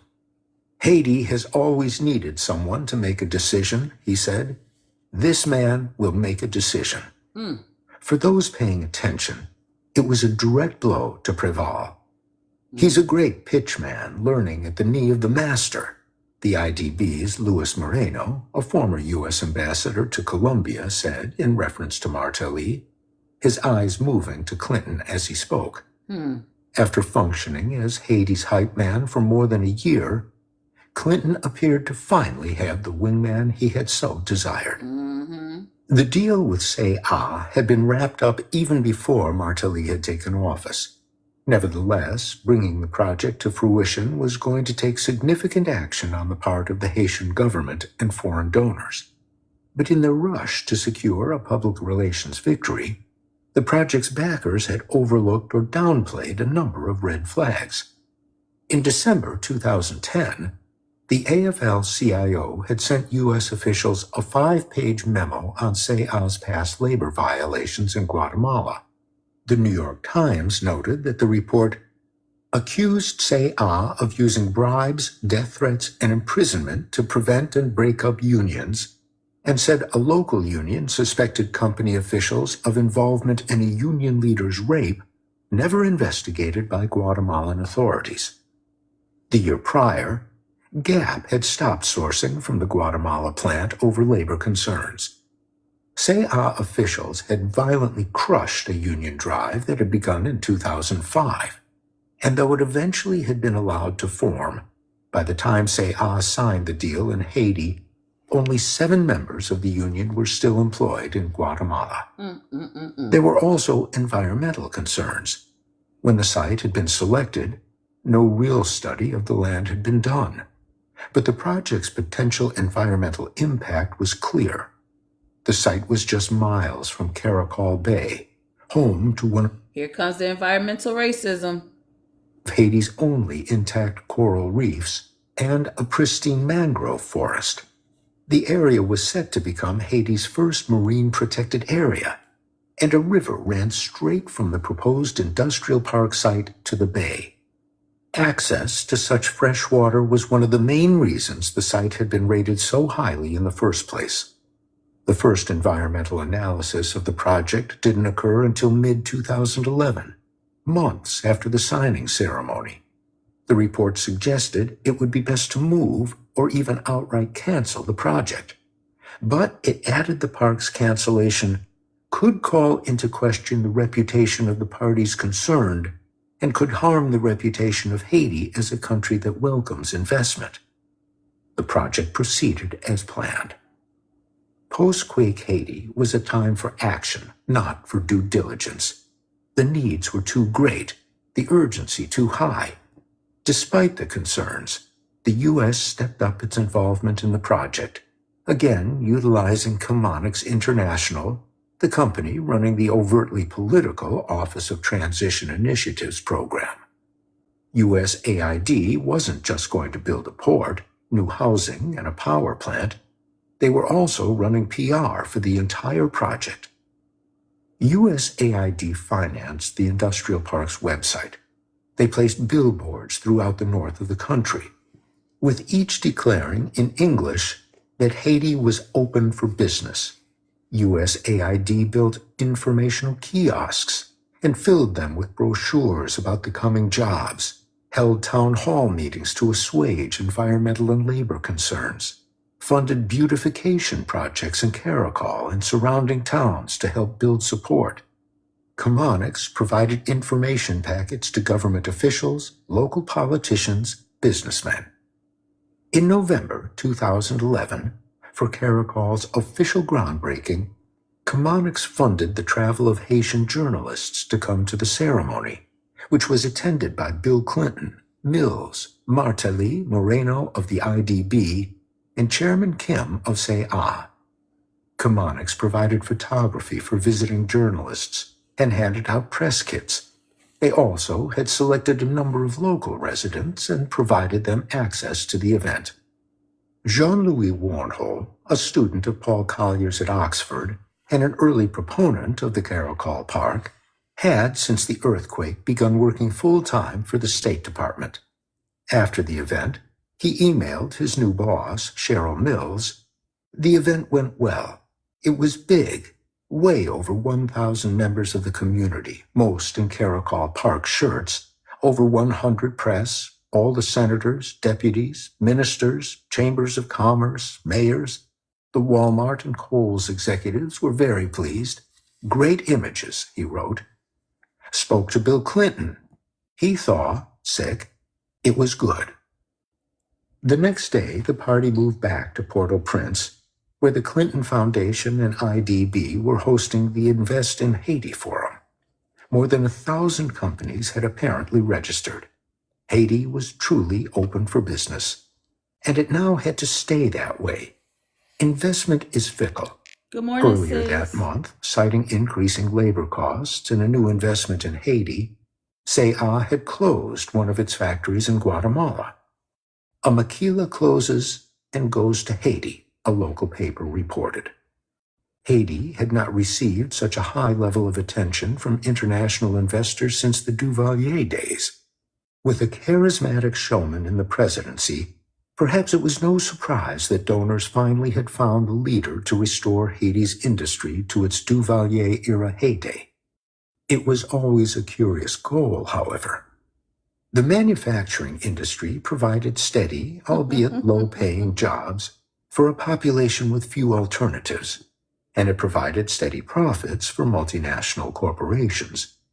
But it was as if nobody remembered that the industry had been built on the back of a dictatorship's repression. 30 years after the industry's nadir, what remained was predominantly a corrupt local elite who had been sanctioned under the Clinton administration for their support of the 1990 coup and had actively worked to thwart the nation's democratic ambitions ever since.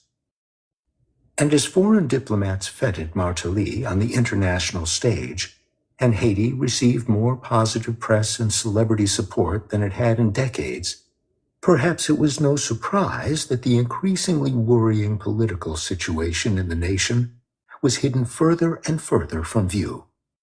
But the image of post-quake stability was tearing at the seams like a $7 t-shirt purchased at Walmart with Made in Haiti printed on the tag. In attempting to return Haiti to its Duvalier-era economic golden age, the political situation was increasingly characterized by the kleptocracy and political repression of that bygone era.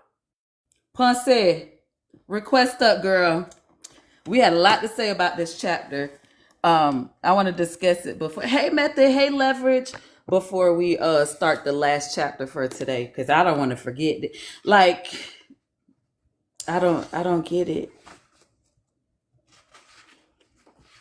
But she gonna tell me she cooking or something. This very crazy. Very crazy. And Method, I got a song for us at the end. Hopefully Kira comes in by then. Okay, I'm gonna give you a minute. But it's interesting, but it's not surprising to hear it, right? We because we know these things happen. Girl, yes. We know these things happen in other countries. But to understand the lengths that these people would go to save their face is ridiculous. Actually, I'm gonna play it for y'all now. I'm gonna play the song for y'all now. This is gonna be our intermission song. You ready? Y'all ready for the intermission song? Hold on.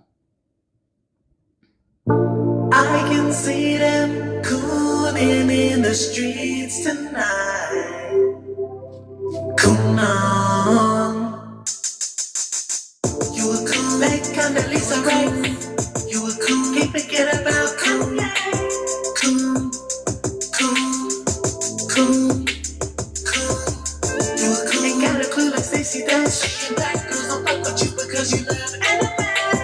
Cool, cool, cool, cool. Motherfuck 12 shout out Kamala Harris. God, boy, you African, why you saying you from Paris? Niggas Herschel walking, talking shit that they ain't knowing. Running with them clan niggas like Candace Owens. I don't get hype just because a girl is white. I can't fuck with girls lighter than Ice Spice. Cook out in fights and nigga passes don't exist. How you black as fuck, but your bio say you mix. You were cool like Condoleezza Rice. You were cool, can't forget about cool. Cool, cool, cool, cool. You were cool, ain't got a clue like Stacey Dash. Saying black girls don't fuck with you because you love anime. Cool, cool, Hey, cool, hey, point them out like Colin Powell, cool, Terry Crews, cool, Clarence Thomas, cool. Oprah sometimes. If you a colorist like Chris Brown, you a motherfucking who need a beat down. cool. Yes, that's our intermission song. Listen, and I'm gonna play the other one at the end. But Punsy, because I mean, we all had a lot to say, but you had a lot to say. Because like I've been following stuff like that for years and speaking to my family and stuff like that. A lot of people don't realize that a lot of the clothing and stuff like that, it should have been said made in Haiti, but a lot of it didn't. um Especially like Hank Lauren and JC Penney. Okay, hold on, because Liz Claiborne was acquired, that's the business term, but it was taken over by JC Penney, right? And they were also that was also being sewn by Haitians back home as well. So there was like so many different clothing, like apparel, that was being made back home, but a lot of people didn't know, or probably still don't know. And the one thing that this always going to stick out in my mind is no, they did not care about the environmental impacts because they didn't live there. And then there was no compensation for the people that actually lost their lands. They just said, oh, well, you'll be first in line to get those factory jobs, right? So they went from working for themselves to having to work for someone else to make a living, right? And even to this day, they still haven't compensated those farmers that was right there where they built those factories at, and they have no intention on doing that. Nope. And I can't remember if he touches on it later. But I love perfume. I'm a perfume connoisseur, and there's an actual plant is vetiver, only grown in Haiti. That's put in a lot of these higher end perfume. Right. So at first I was like, oh, I'm gonna buy it because that's supporting Haiti. But no, it's Right. really not. It's actually Because having a they're not getting the devastating. money. Exactly. Mm. It's those things that we don't pay attention to. Like, I don't know. That's why, like, this was like a long time ago. I used to touch on environmental impacts and stuff like that. And in the brands that were doing like exploitation practices and stuff like that. Mm-hmm. And a lot of people don't even know because even though it's Levi Strauss, a lot of people don't know. Even if you were to go to like Walmart or Ross, a lot of those jeans that be in there, I can't think of the name of those other brands. That's still Levi Strauss or Ralph Lauren or whatever. They have so many different Off other brand.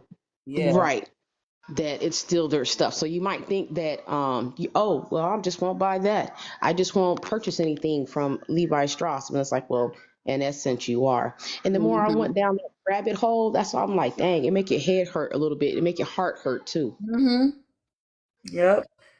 Yeah, it definitely does. Good morning, Leverage. I can't remember if I did say good morning. Just hearing it again, because the first time I read it, I was just taking it all in.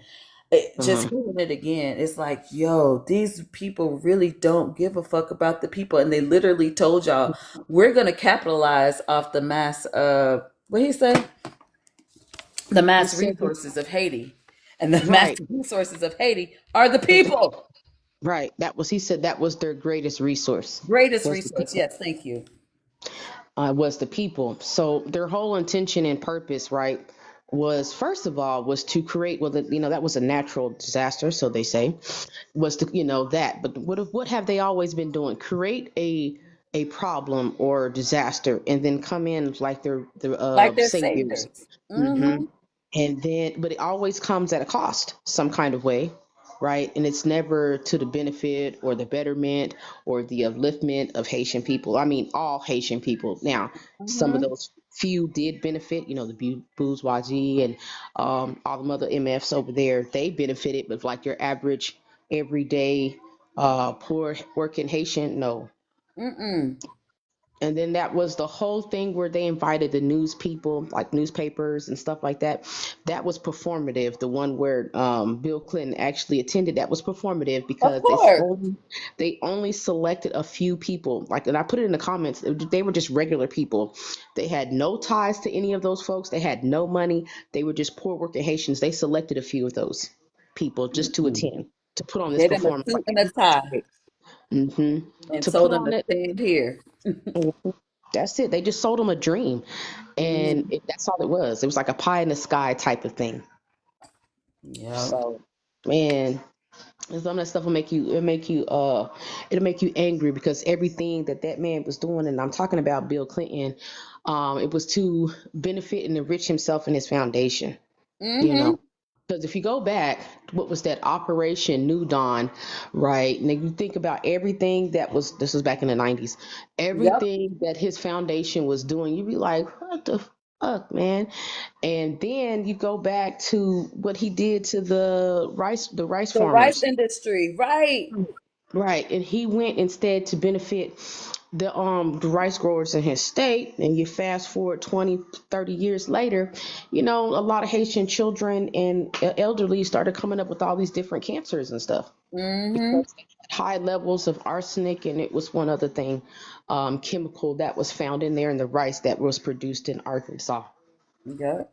And it offered a weak ass apology. Right, and he should have kept that. He could have He should have kept it. kept it. Right, and Give it, so and that's what I mean when I say that Black people globally need reparations. Because give us the reparations. Fuck your apology. right. And see, that's the whole thing about it. You have people who, and I'm just going to say, I don't call them the coon, I just call them coconuts. They have already made their decision, and have already bought into the whole idea because they've been benefiting this whole time, The whole them and time. their families, right, that they don't even care about it because again, they've been benefiting this entire time. Mm-hmm. That's why I say I don't like to go back home sometimes when I have to come across certain particular aspects of back home, because you already know that these people, a lot of them, be responsible for the whole of the country and why it's running in the way in which it's running, because it's to their benefit. Yep. And it's prevalent, and you'll see it and you'll be like, Here you are sitting up on this house on a hill and all this other kind of stuff like that, you know, and why everybody else is somewhere else below the hill. Because imagine I'm not just, being to pay your rent. That's $250 for the fucking year, bro. For yeah. the year. Let's see, that's like another thing. That man was running the country as his own personal business. Yeah. He said Haiti is open for business, y'all. Hey, everybody come get your share. Right, and everybody didn't get their share, and Mm-mm. that's like another thing too. And then they be having, which goes all the way back, and I hate to say this, this goes all the way back to when Haiti declared its independence back in 1804. Of these damn same jokers running things in the way in which they was running, right? Now, if you fast forward after that, maybe like a little over 100 years after we gained our independence, we started having different kind of people that was trying to like speak for the many, not just a few. And one of them I have like on my bio, right? What he talks about, we have to believe in ourselves and stuff like that, because you had the elites and all them other people that was basically trying to go more with identifying with Europe, and that's what complicated politics and business and things like that. It just, man, um, it's just real jacked up. Put it to you like that. My sister and I were talking about it, and then we're gonna get to the next chapter because it's the last chapter for the day. Not Venus Method. My sister and I were talking about Haiti yesterday, and she's like, "You know what your nephew said?" She's like, "I said what?" She's talking about Haiti may need a dictator just for a little bit, just for a little bit. I was like, "But what? What kind of dictator do we need? We need, Right. hey Pink, we definitely need one like Fidel for sure. But where is that?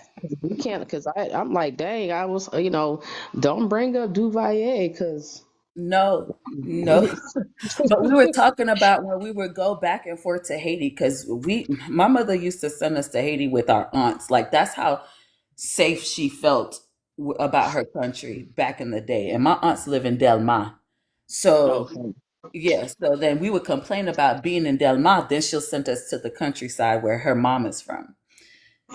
But Yeah, it's always like that up there. It's been like, yeah, it used to be like relatively safe. Wasn't nothing going on. It was more likely running to livestock and stuff like that than other things that was going on and things like that.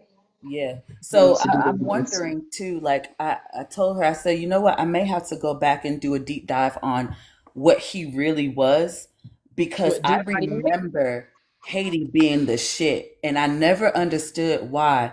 Because we were born in New York and we were raised in Florida, and it's not till I went to Florida then I was met with the xenophobia about being Haitian.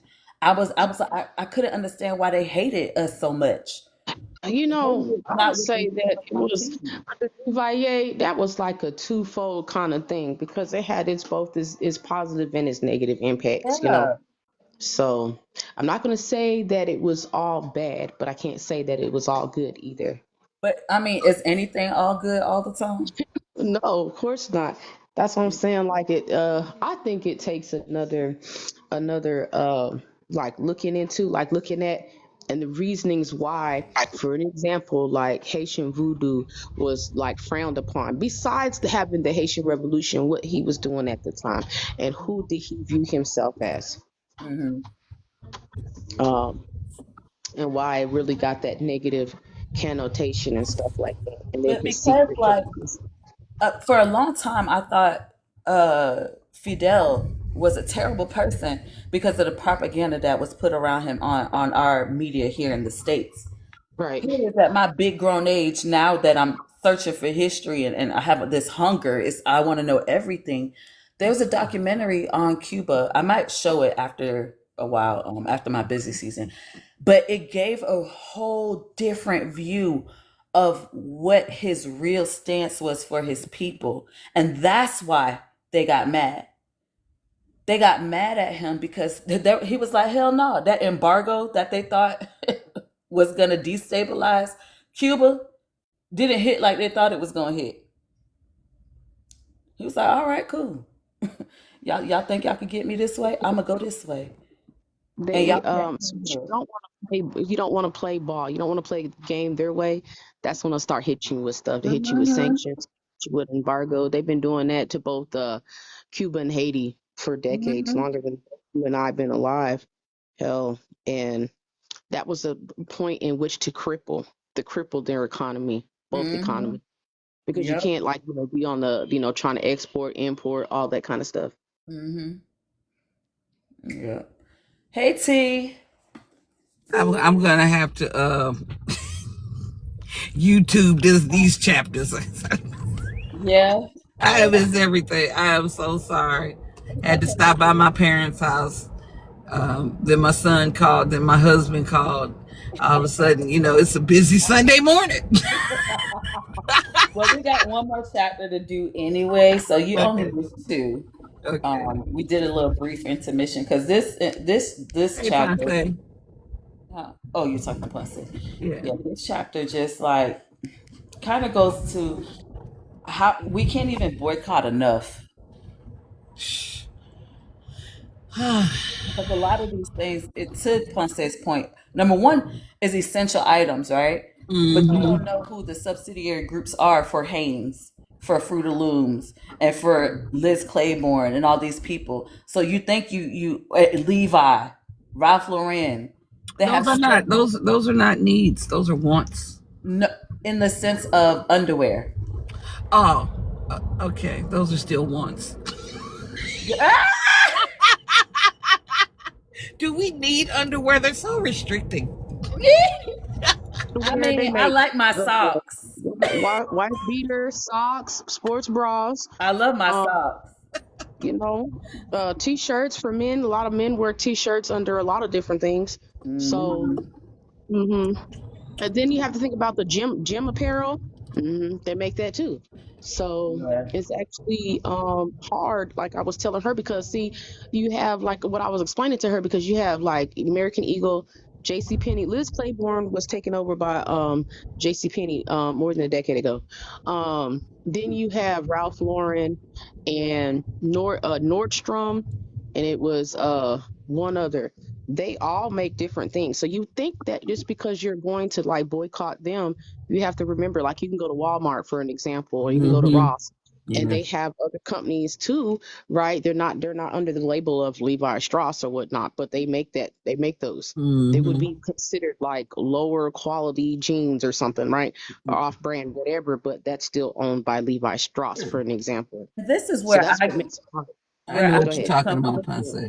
When we have people like, and these are just 2 people that come to mind when I think about warehouses for Black products and Black businesses. People like Judy and Supa.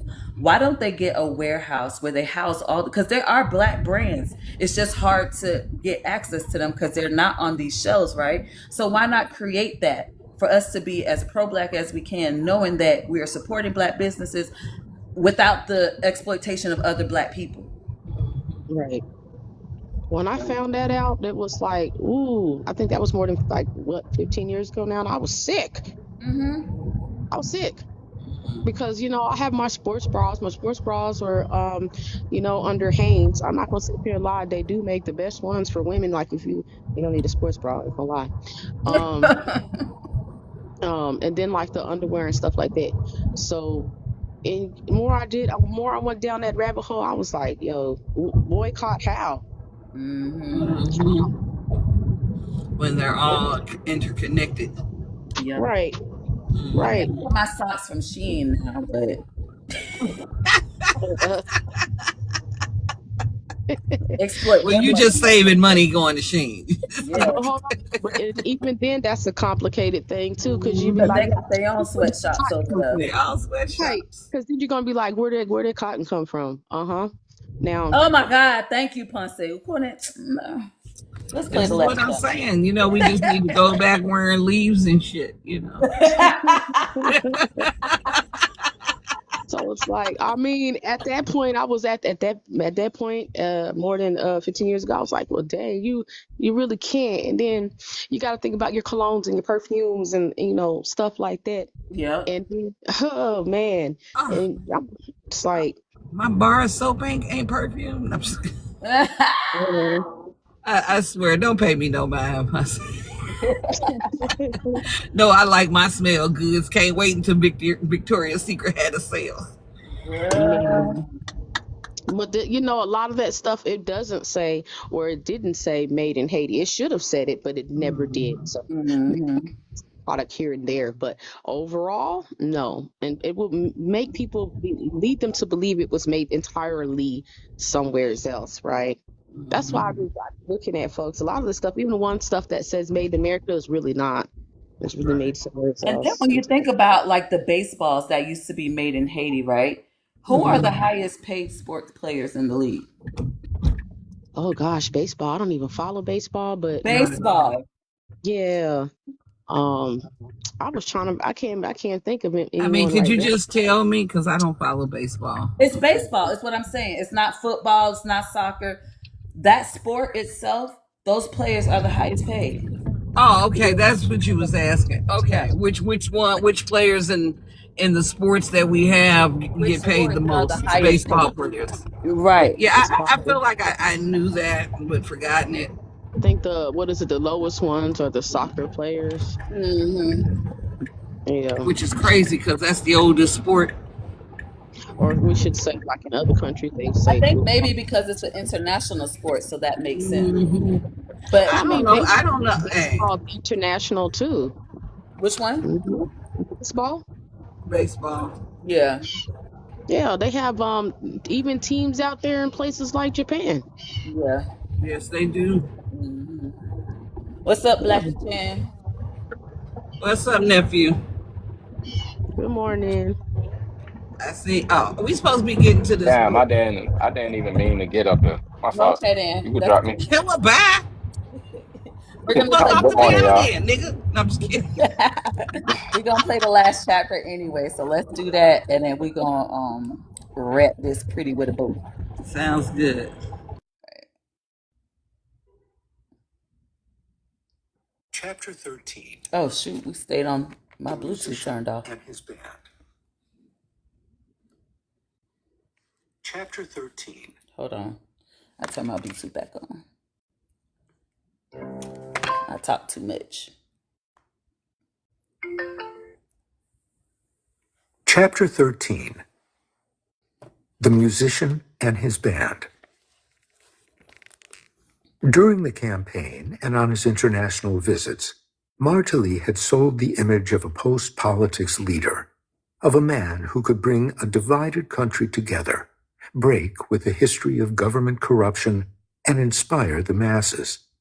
His own transformation fit perfectly with the public relations effort of the international community, which desperately wanted to portray its post-quake intervention as a success. But Martelly's politics were no secret in Haiti, nor among the foreign embassies that had enthusiastically backed his presidency. He may have been new to politics, but he wasn't new to Haiti's political struggles. He had just waged them from the stage. Nor did he come to office with a clean history of money management. Yet somehow the story of how Martelly had risen to the presidency was left untold, obscured by the humanitarian emergency, donor conferences, and celebrity appeal. Michel Martelly was born in 1961, 4 years into the rule of Papa Doc Duvalier. His father was a Shell oil executive. Michel and his siblings were raised in the relatively well-off Carrefour neighborhood. Martelly attended high school at the prestigious Saint Louis de Gonzague, the same institution Duvalier's son Jean-Claude attended a few classes before him. After graduating, Martelly enrolled in the Haitian Military Academy. His stay there was short-lived. In 1984, he impregnated the goddaughter of a Haitian general and had to skip town, moving to Colorado and working in a grocery store. In 1986, Baby Doc fled Haiti, and Martelly reconnected with an old friend, Sophia Saint-Remy. She had recently endured a romantic breakup and reached out to Martelly. Within months, he returned to Port-au-Prince to be with her. Both families objected to the relationship. Haiti had long been divided among racial lines. and the relatively lighter-skinned Martelly and Saint-Remy clans believed the union did not do enough to improve the race. The two married anyway and moved to Miami shortly thereafter. Without familial support, life wasn't easy. To furnish their new apartment, the couple scoured through dumpsters. They shared one car, and Michel would drop Sophia off 3 hours before her shift as a word processor so that he could get to his job at a construction site. In 1987, the couple had their first child, Michel Olivier Martelly. It was time for a change, and the three returned to Haiti. Back home, Martelly learned how to play the keyboard and started playing in a band with some friends. Duvalier was gone, but the country was still being run by a military junta, led by General Henri Namfi, whose brother owned a popular hotel and casino called El Rancho. Martelly started playing there regularly. He eventually got a gig at Le Fleurville, a nightclub in Kenskoff, a wealthy enclave higher up in the hills overlooking Port-au-Prince. His wife, Saint-Remy, found work as a typist at USAID, the portfolio of which was massively expanding in the post-Duvalier void. In 1988, with the country in turmoil and Haiti's old guard hanging on to power against a burgeoning pro-democracy movement, many popular musicians were penning paeans to the movement and against the repression. But Martelly was singing a different tune. Compas, and its generally light-hearted lyrics, had been the only music officially allowed under the dictatorship. That same year, he dropped his first single, Ooh La. "Life is good for me," he sang, "and everything I have is for you." In 1989, Martelly released an album under the same title of his hit song. Sweet Mickey had arrived. The musician's ties with the military proved helpful. The night of the 1991 coup, while Sweet Mickey was performing in Arcueil, a town about an hour outside the capital, a military friend approached him on stage. "End the party now, because there are some problems in the capital," the friend told Martelly, who listened and had no problem passing through the roadblocks on the way home. After Aristide's ouster, many musicians fled the country amid the military-backed repression, but not Martelly. He and his wife had been relieved to see Aristide sent into exile. During the junta years, Sweet Mickey ran the Garage, a bar and club frequented by the military and economic elite. Martelly also developed a friendship with Colonel Michel Francois, one of the coup's leaders, who, not coincidentally, also went by the nickname Sweet Mickey. Francois was chief of police in the capital, and in 1993 asked Martelly to play at a political rally opposing the arrival of a UN official coming to negotiate the return of Aristide. Martelly agreed, he later explained, not because he was Francois's friend, but because he would do anything to ensure that Aristide was not able to return. In October 1994, 20,000 U.S. soldiers landed with Aristide in tow. Martelly remembered hearing his music playing from some of the American tanks as they rolled through the capital. His older brother, Gerard, had joined the U.S. Army and had been among those invading troops. Martelly and his wife became close with some high-ranking U.S. military officials stationed in Haiti at the time, as well as some in the U.S. Embassy, including spokesman Stanley Schrager, who lived in the same neighborhood. By the end of 1995, however, the couple was spending most of their time in self-imposed exile in Miami, where Martelly's tracks were becoming increasingly political. That same year, he released Président, in which he sang of the need for Haiti's new president to come from Compas. "This is Sweet Mickey at the Army headquarters," he sang. "This is the president at the National Palace." In an interview in the spring, he declared that if he was elected president to replace Aristide, he would perform nude on top of the National Palace.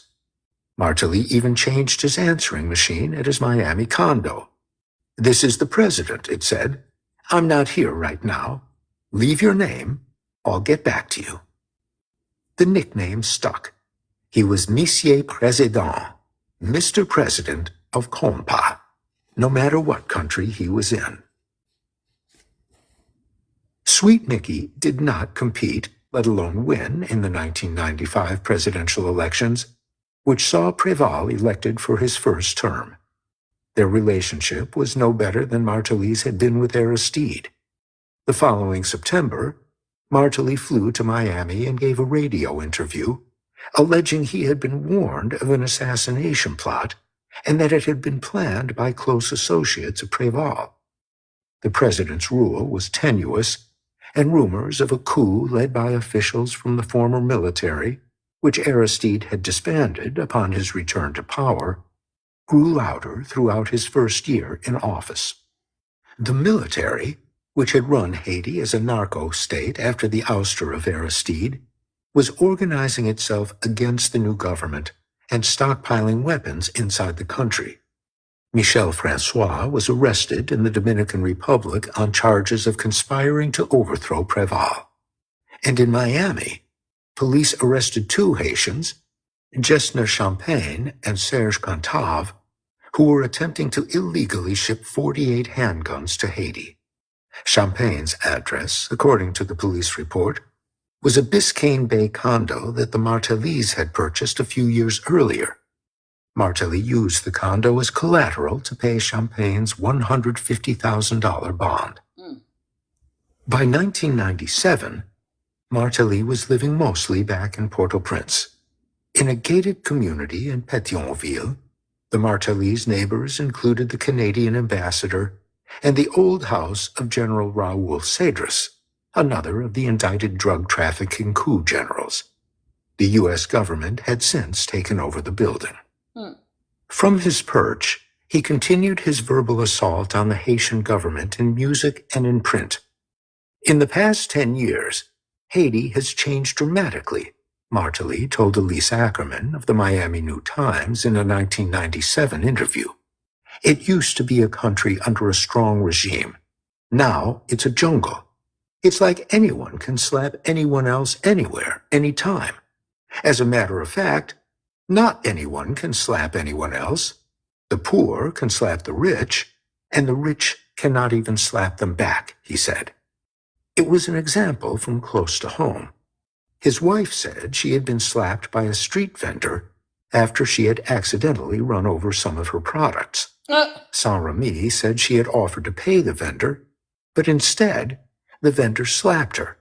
She remembered the woman telling her, "I just wanted the satisfaction of having smacked a white woman." Everyone is asking for Duvalier, she told Ackerman. Her grandmother had been detained under Papa Doc and two of her family members executed, but the alternative of Préval and Aristide now seemed even worse. Or maybe someone like her husband, Sweet Mickey, could change Haiti for the better. He was happy to entertain the notion. First thing after I established my power, which would be very strong and necessary. Not gonna lie though, how satisfying would that be? Oish. I love that I would for her. close that Congress thing. La Chambre des Députés, le Sénat, Martelly told Ackerman. He said that he would outlaw demonstrations and restore the military, whose poor rights record he believed was greatly exaggerated. He defended his old acquaintance Michel Francois, who, after his arrest, was granted political asylum in Honduras and then indicted by the U.S. along with dozens of other military officials for drug trafficking. To be honest, one thing I can tell you about the Army is that if they did kill people, if they did, it was during the coup d'etat, Martelly said. And I know that a coup d'etat is not like a party. A coup d'etat is a coup d'etat. You will definitely find people who went over the limit. You will find people like that. Just like you find people now doing things they shouldn't be doing. But don't make me say that Michel Francois killed people or the Macoute killed people because I wasn't there. Just like nowadays, there are people being shot, and I can't tell you who is pulling the trigger. By 2003, Aristide was back in the National Palace, but no longer were the political divisions quite so clear. During his second term, allegations of human rights violations and public corruption had steadily increased. The economy, partially as a result of an aid blockade imposed by the Bush administration, was flatlining. Aristide faced his usual enemies, both foreign and domestic, but by the end of 2003, as violence increased and political tolerance lessened, even many of his supporters in the middle and intellectual class, who had fought the Duvalier dictatorship themselves, had become disillusioned with the country's first democratically elected president. Martelly again lent his star power to the anti-Aristide movement.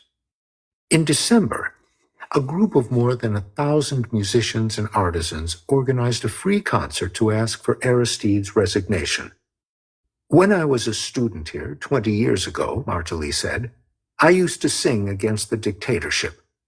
That part wasn't exactly true. 20 years earlier, in 1983, Martelly had been enrolled in the Haitian Military Academy. 20 years later, nothing's changed, he said. Within 3 months, Aristide had been ousted for a second time, as UN soldiers engaged in a class war with Haiti's popular neighborhoods, bastions of support for the ousted Aristide. Martelly moved the family back to Miami. After Préval's election for a second term in 2006, Martelly, now in his mid-40s, decided to give up the concert scene and party life and retire back in Port-au-Prince. As he prepared to leave Miami, the musician sat down with a local journalist for the Palm Beach Post, Liz Balmaceda. The president of Compa was still entertaining his own political ambitions. With the popularity I have and the dedication I have to help my people, you never know how it's going to play out, he told Balmaceda. I can't wait to go back, he said. Here, I'm just a number. In Haiti, I am the president. The transformation from Sweet Mickey to President Martelly did not happen overnight. Michel Martelly launched his 2010 presidential campaign not in Haiti, nor even in Miami, but thousands of miles north in Montreal, Canada, home to a thriving Haitian diaspora population. In early August, donning jeans and a white shirt with the top few buttons undone, Sweet Mickey stood in front of a friend's camera. It was likely his first campaign speech, though it was unclear who would ever see it. Well, switching from being a musician to becoming the head of state is not much of a problem for me, Martelly, the candidate, explained. First of all, I will tell you that they've been calling me president in my country for the last 15 years. And with the character that I have, I can lead. I've been in charge of my band for the last 22 years, and it's like I've been the chief. I've been the chief. I place the orders. I tell them what I want. I tell them what song I want. It's like me telling my government what vision I have for them to follow. It was a crude beginning, and the press conference that had been scheduled wasn't much of an improvement. The event had been coordinated by Martelly's friend, the former Fugees member Pras Michel. They had done the musician thing, Pras told Sweet Mickey before he entered the small room of foreign journalists. Now it was time to do politics. Beads of sweat were growing on the musician's head. This wasn't like his previous stage performances. He took 2 fingers, deeply rubbed his eyes, wiped his face with his hands, and walked into the press conference. After some brief remarks and a few questions, including one journalist asking why he wanted to be president, since it was like wanting to be the captain of the Titanic, Martelly stood up next to Pras for a photo op. It took 2 attempts after a photographer noticed Martelly's zipper was down. Because I have something to show, man, he whispered to Pras with a smile. Afterward, during a local radio interview, Martelly became irate with a diaspora political analyst who questioned his ability to lead given his raunchy stage antics. I'll answer it simply for you, Martelly responded. There's the actor, there's the artist, there's the person, and then there's the perception. What you understood is the stupidity, because that's all you are able to understand. But in the lyrics of Sweet Mickey, there was this concerned citizen, a citizen who was aware of the problems in his country. When we speak of the artist, you need to completely disassociate the artist with the person. And I'll tell you why. If Christopher Reeve was really Superman, he wouldn't be dead like he is. You must absolutely disassociate the actor from the person. Superman would not be dead like Christopher Reeve is. Whoosh. The God, interviewer Jay. walked out of the studio. Okay. The candidate was going to need some polish. That fall, with few taking Martelly's candidacy seriously, one of the musician's closest friends, Laurent Lamotte, called on a business associate, a Spanish telecoms executive named Ricardo Oloqui, for some assistance. Oloqui called in a favor and set up a meeting for the campaign in Miami with Antonio Sola, the principal at Hostos y Sola, a political consultancy with deep ties to the Conservative Party in Spain. The firm had a roster of dozens of clients and had run high-profile presidential campaigns, including the 2006 election of Felipe Calderón in Mexico, which had a reputation for being one of Mexico's dirtiest. Sola had played a leading role.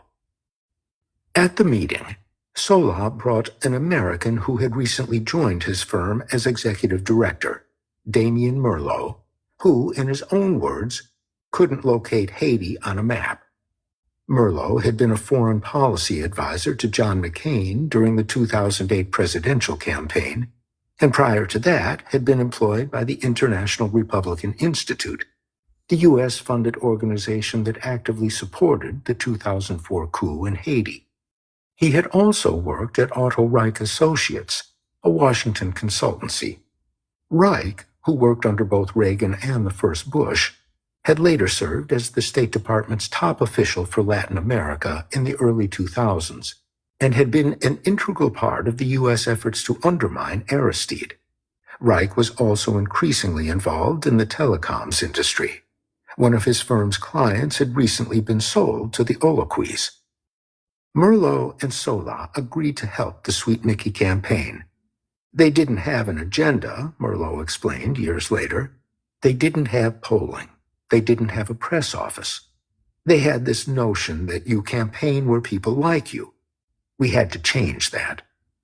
The Spanish firm hired a local company to conduct focus groups. Where would you like to be in 4 years' time? What's the outlook for the economy?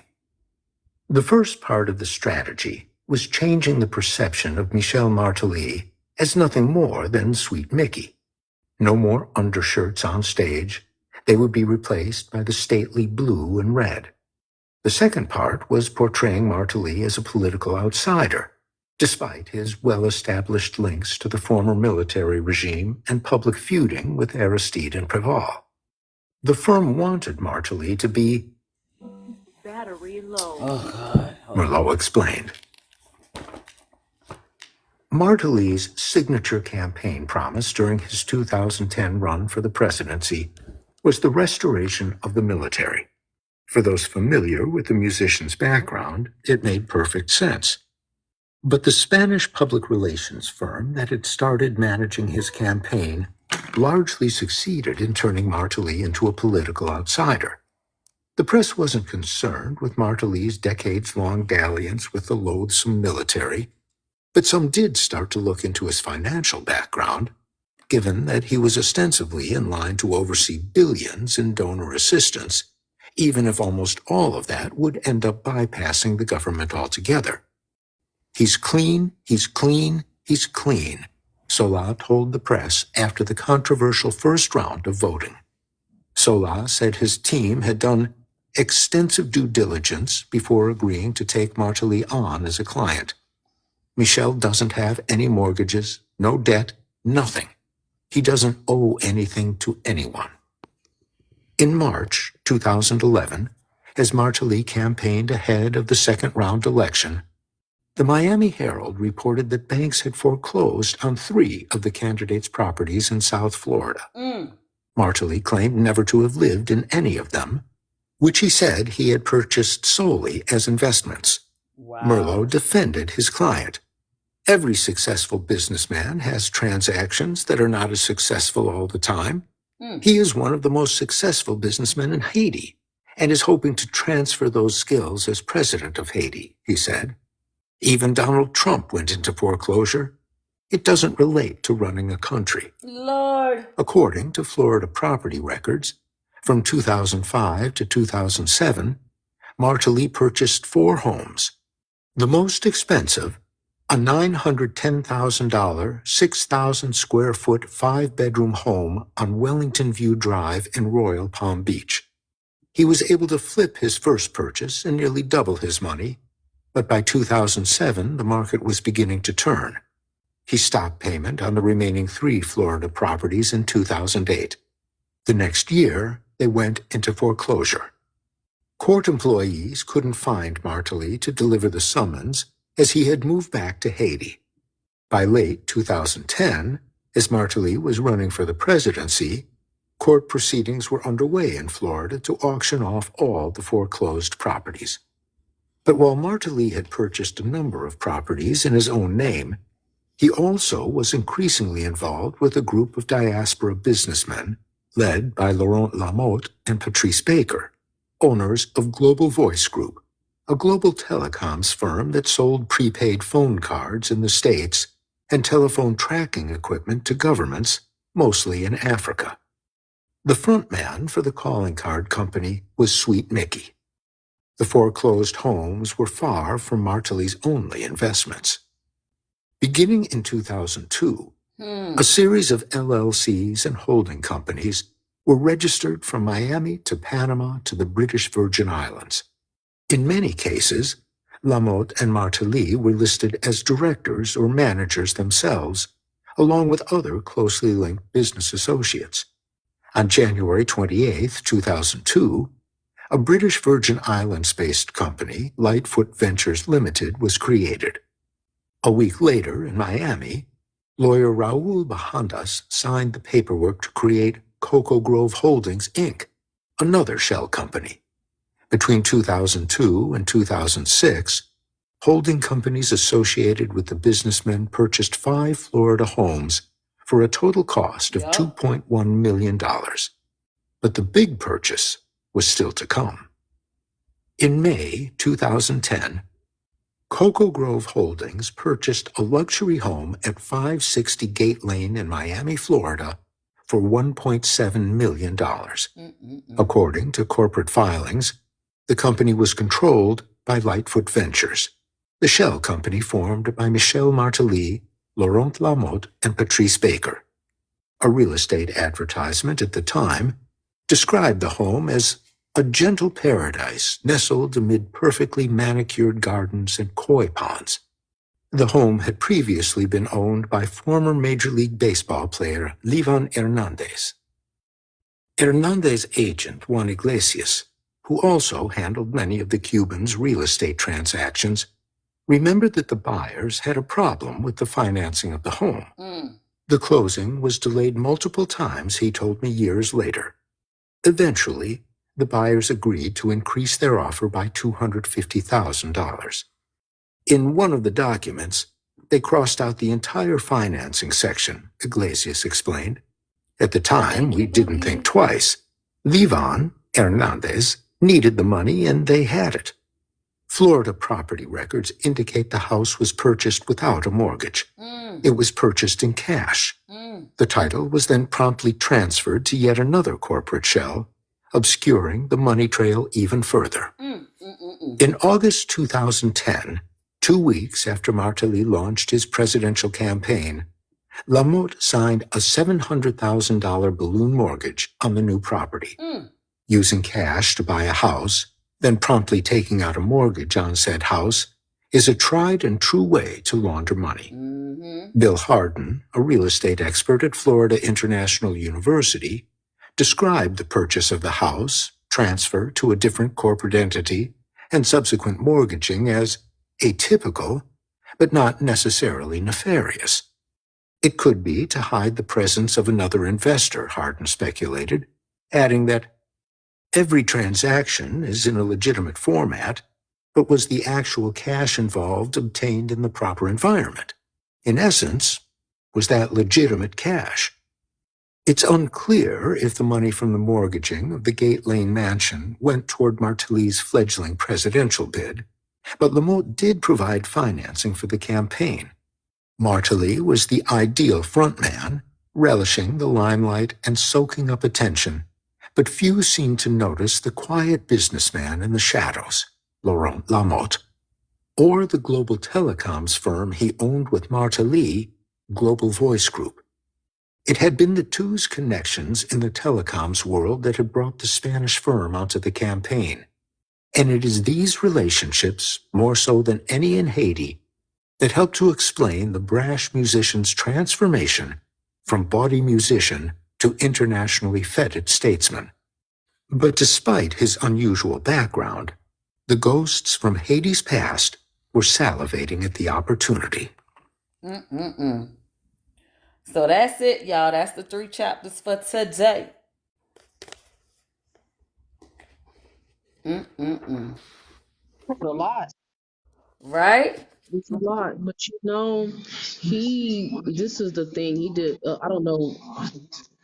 Put it to you like this. He deceived a lot of Haitian people, mainly the poor, by, he's playing both sides. He put out anti-elite messaging to make them think that, he was against the elite people, and really thought about, poor Haitian people. But that wasn't the truth. He was already in bed with them. So, Yep. Because, what Haitian did not play Sweet Mickey growing up? Or, didn't have that played in their household. And then for him to up there and lie, talking about something he don't know nothing about, them firing on whoever, when they know that stuff was going on under Baby Doc. He was there. Yeah, and his father, and with the things they used to do with his private police, his father. The Toto And for him to say that, it's like, well, you didn't just a bold-faced lie. And the other thing about, they wanted that man out, Gene out, because he gave a voice to the poor Haitian people. His name is Jean, girl. You know his name is Jean. Jean, I know. But they wanted his ass out because he was thinking about not just a few, he's thinking about everybody, but he was mainly giving a voice to the poor. And that's why they wanted him out quickly. They said, oh no, they finna mess up our funds. Hell no. Right? Exactly. So that's why they wanted that man out. And then they, them Clintons, they've been involved heavily after what was that, George H.W. after he was no longer president. Yeah, they had more than, this was like in the early 90s, early to mid 90s, more than 20,000 troops there at one point. Yep. Right along with the white people start agreeing with you. You got to look at black people sideways. Because why was he so comfortable with you? Yep. A lot of people don't realize that, and that's like part of the reason, like, my family left, but they left like in the 80s though. They left in the 80s, the late 80s. I was already born then. Seen a lot as a little girl. It was too much. It was a lot going on in them streets. Yeah. Stuff like that. People losing their lives. I lost one of my aunts to that. Yeah, we lost people who were going to the DR for I'm gonna play the song, sis. I got you. In that fashion, to get more money and live a better life. And we would tell them, like, don't go, and of course we never saw them again.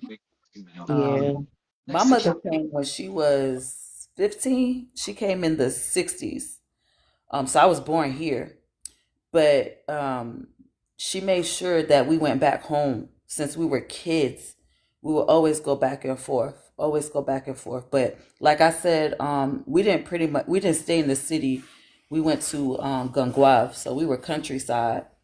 But going through Port-au-Prince, I'm like, this is what they show, but literally outside Port-au-Prince, it's I don't know. I don't know how to describe. It's a whole different world outside of Port-au-Prince.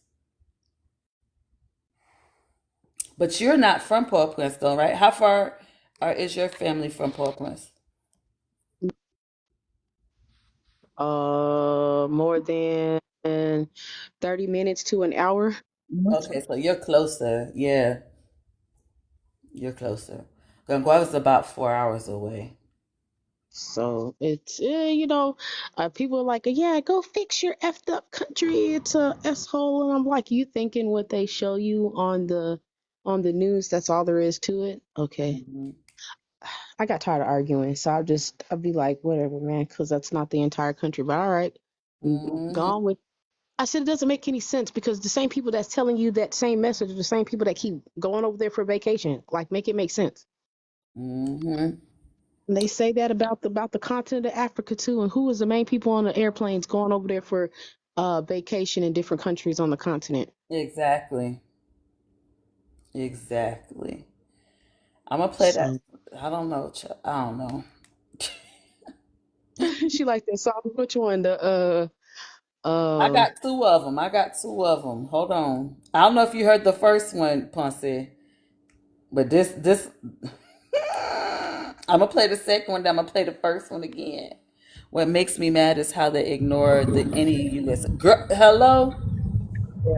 Yeah, that makes me mad too because they'll paint the picture as if we just did this mess to ourselves. It's always been an U.S. involvement or interference since 1915. Mm-hmm. All right, we're gonna go to church first, y'all. Here we go. Online, all I see is coons and jigaboos. Coons and jigaboos. Coons and jigaboos. They shuck and jive. Can't stand these coons and jigaboos. Coons and jigaboos. Jigga what? Jigga who? Jigaboos. Jigga coons. They're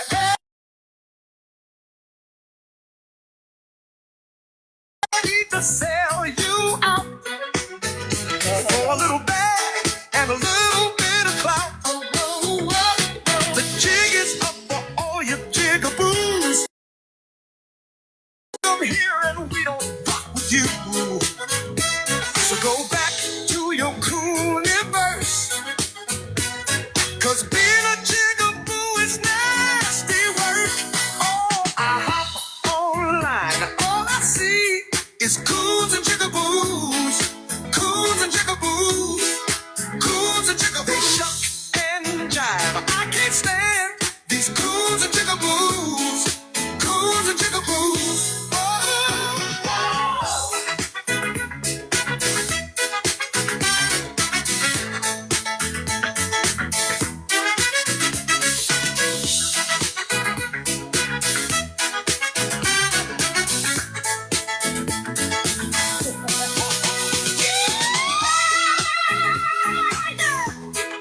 Coons and jigaboos, coons and jigaboos, coons and jigaboos. I can't stand these coons and jigaboos, coons and jigaboos. You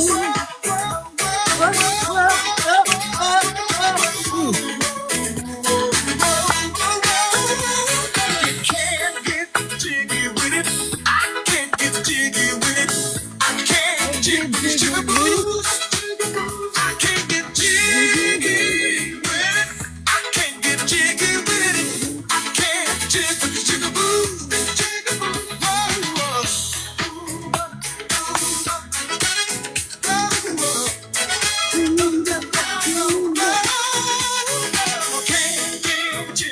Can't get jiggy with it. I can't get jiggy with it. I can't jig with these jigaboos.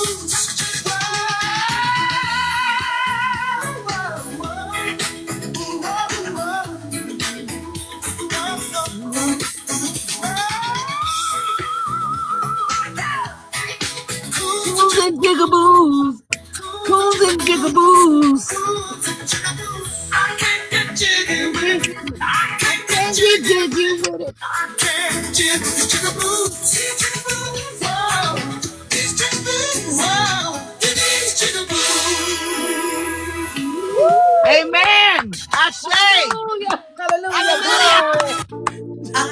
see them cooning in the streets tonight.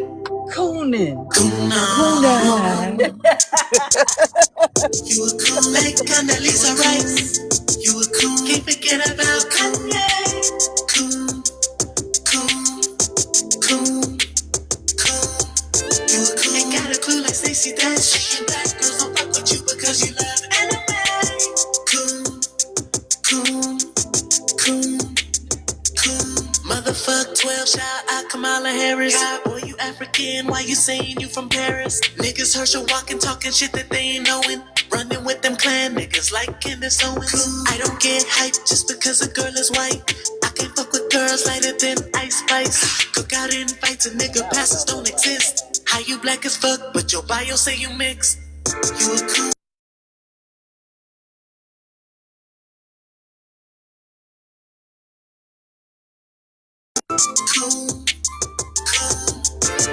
Ain't got a clue like Stacey Dash. Saying black girls don't fuck with you because you love anime. Cool. Hey. Point them out like Colin Powell. Terry Crews. Clarence Thomas. Oprah sometime. If you a colorist like Chris Brown, you a motherfucking who need a beat down. Oprah sometimes. Hey, I love these songs. These songs need to go on my playlist. Yes. Shazam them. You did like that other one too. This one, I'll play it. Hold on.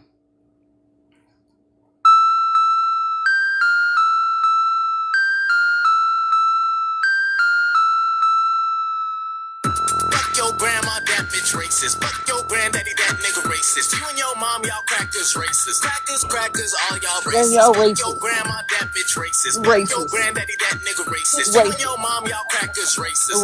Crackers, all y'all racist. When they were alive in the 50s, they racist. Back in the 60s, they were racist. Even in the 2020s, they racist. Crackers, all y'all racist. Fuck your grandma, that bitch racist. Fuck your granddaddy, that nigga racist. You and your mom, y'all crackers racist. Crackers, all y'all racist. Stated from Sweden, I don't give a fuck. Say they didn't own slaves, that ain't enough. Your daddy didn't have black friends growing up. They didn't let you date black people growing up. Where was they at in 1966? What was they doing on January 6th? How'd I feel about MLK when he was alive, not dead? Let me hear you say, hey, your family racist. Hey, your family racist. Hey, your family racist. Hey, your family racist. Fuck your grandma, that bitch racist. Fuck your granddaddy, that nigga racist. You and your mom, y'all crackers racist. Crackers, all y'all racist. Fuck your grandma, that bitch racist. Fuck your granddaddy, that nigga racist. You and your mom, y'all crackers racist. Crackers, all y'all racist. If they were alive in the 50s, they racist. Back in the 60s, they were racist. Even in the 2020s, they racist. Crackers, all y'all racist. Fuck your grandma, that bitch racist. Fuck your... Thank God I ain't white. I can say nigga, yeah, I'm black. I can say nigga. Mind your business. She's just a dumb white bitch, Karen. Suck my dick, Karen. Mind your business, Karen. Put the phone down, Karen.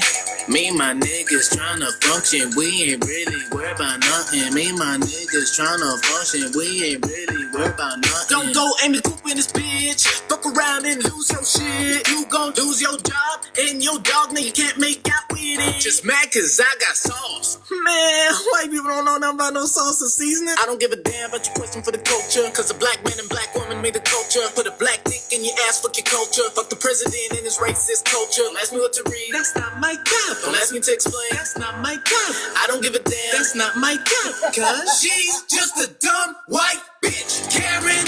Suck my dick, Karen. Mind your business, Karen. Put the phone down, Karen. Me and my niggas tryna function, we ain't really worried about nothing. Me and my niggas tryna function, we ain't really worried about nothing. White bitch, Karen. Suck my dick, Karen.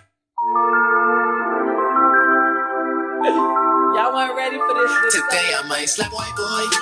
Call it reparations. Fucking this bitch. Call it reparations. Ride this whip. Call reparations. That's reparations. That's reparations. Slap boy, call it reparations. Go to this bitch, call it reparations. Ride this whip, call it reparations. Know some girls that slap a white girl, that's reparations. Call me MLK, I had a dream that I beat your ass. She turned the other cheek when I tell her bounce that ass. My life a movie, got the white sitting in the back. I'm self-made, don't need your pasty hands in my bag. Black around my arm, I don't need no Kim K. Booty real and tough, call that shit opinion. Stroking my guitar, we be rocking all that.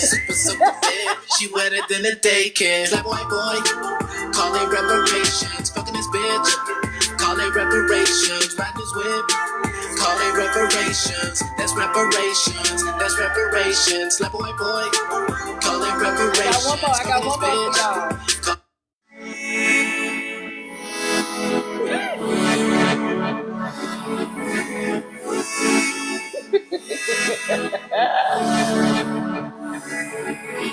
These crackers ain't working.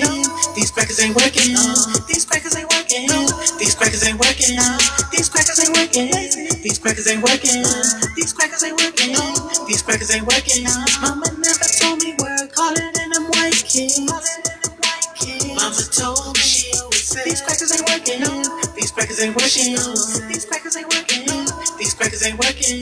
Y'all ain't in the field 'cause you're sunburned. Y'all be all math in the suburbs. How you got cracker privilege but on welfare? Y'all ain't got no season in a culture. These crackers little babies, lazy like crack babies. Kiss about getting rabies instead of in slavery. Hating like Jermaine Jackson, whip 'em like Joseph Jackson. I work like Michael Jackson. You crackers Paris Jackson. These crackers ain't working. These crackers ain't working. These crackers ain't working. These crackers ain't working. These crackers ain't working. These crackers ain't working. These crackers ain't working. These crackers ain't working. Mama never told me where. Call it in them white kids. Mama told me she always said these crackers ain't working. These crackers ain't working. These crackers ain't working. These crackers ain't working. Won't give us 40 acres, gave away Palestine. Not trying to compare, I just think it's unfair. You make fun of immigrants, make the guilty look innocent. Look at the KJ citizen, when we are fucking citizens. They get FOMO like crypto traders every time we set a trend. How do you go to bed at night knowing that you get handouts left and right? You pale from the kiss to death, lying to your last breath, sniffing on that crystal meth, just like Queen Elizabeth. These crackers ain't working. These crackers ain't working. These crackers ain't working. These crackers ain't working. These crackers ain't working. These crackers ain't working. These crackers ain't working. These crackers ain't working. Mama never told me where. Call it in them white kids. Mama told me she always said these crackers ain't working. These crackers ain't working. These crackers ain't working. These crackers ain't working. Shout out all my Mexican. Shout out all my immigrants. Shout out all the women, except for white women, they I swear to God. I love this shit. These crackers ain't working. These crackers ain't working. That is fucking fantastic. That is fantastic. These crackers ain't working. These crackers ain't working. These crackers ain't working.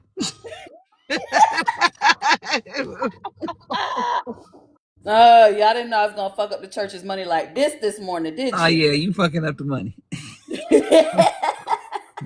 Yeah, people, I ain't even going to church this morning. Fuck that.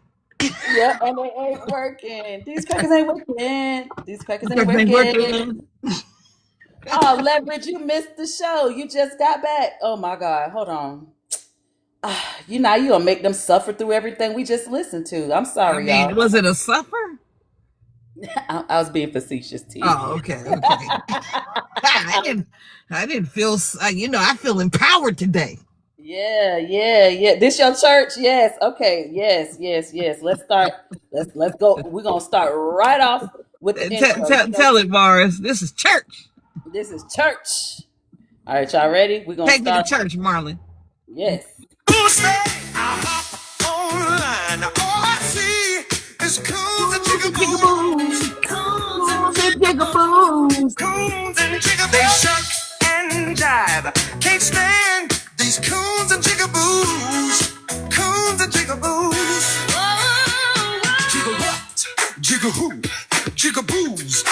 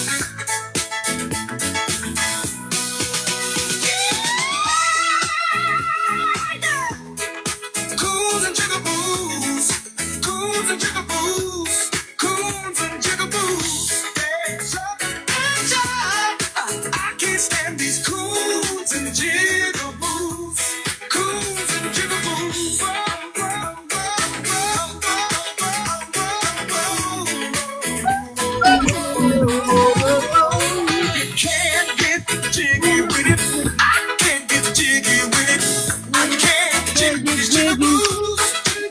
I can't get jiggy with it. I can't get jiggy with it. I can't jiggy. We want to thank you. But it's my jam. Yes, sir. Thank y'all for showing up for today's service. We're going to end it with a smooth benediction song. It's called UFC Double O-N. Okay? I might make a playlist. Keep a lookout for that. So we know by when we come back to church next Sunday, everybody knows the words so we can sing in unison. Right. Yes. Yes. And when we pass the offering plate, because Christian's going to be here next week. Actually, Wednesday. Christian's going to be here on Wednesday. And we're going to see who the coons are. Oh, that's what Wednesday night Bible study. Wednesday night Bible study. Thank you. See? I knew you was the first deacon for some reason. Yes. All right, here's our benediction song, y'all. We're going to end it with this. In the streets tonight. Yes, yes. Coon on. You were cool like Condoleezza Rice. You were cool. Can't forget about Kanye. Cool. You were cool. Ain't got a clue like Stacey Dash. Shaking black girls don't fuck with you because you love anime. Cool. Motherfuck 12, shout out Kamala Harris. God, boy, you African, why you say?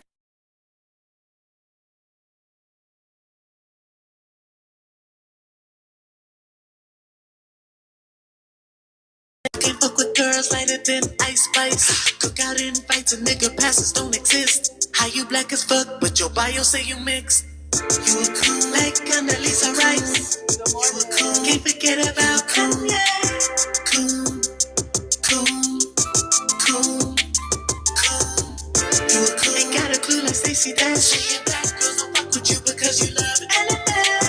Cool. Hey. Point them out like Colin Powell, Terry Crews, Clarence Thomas, Oprah sometime. If you a colorist like Chris Brown, you a motherfucking who need a beat down. It's the Oprah sometimes for me. It's the Oprah. I swear, I say it all the time, you know. Every time I hear it. Let me see if I can send it to while I'm up here thinking about it. Let me see if I can send it to you. Oh, I would love to add that to my playlist, I swear. Yes, ma'am. Yes, ma'am. Like Kanye.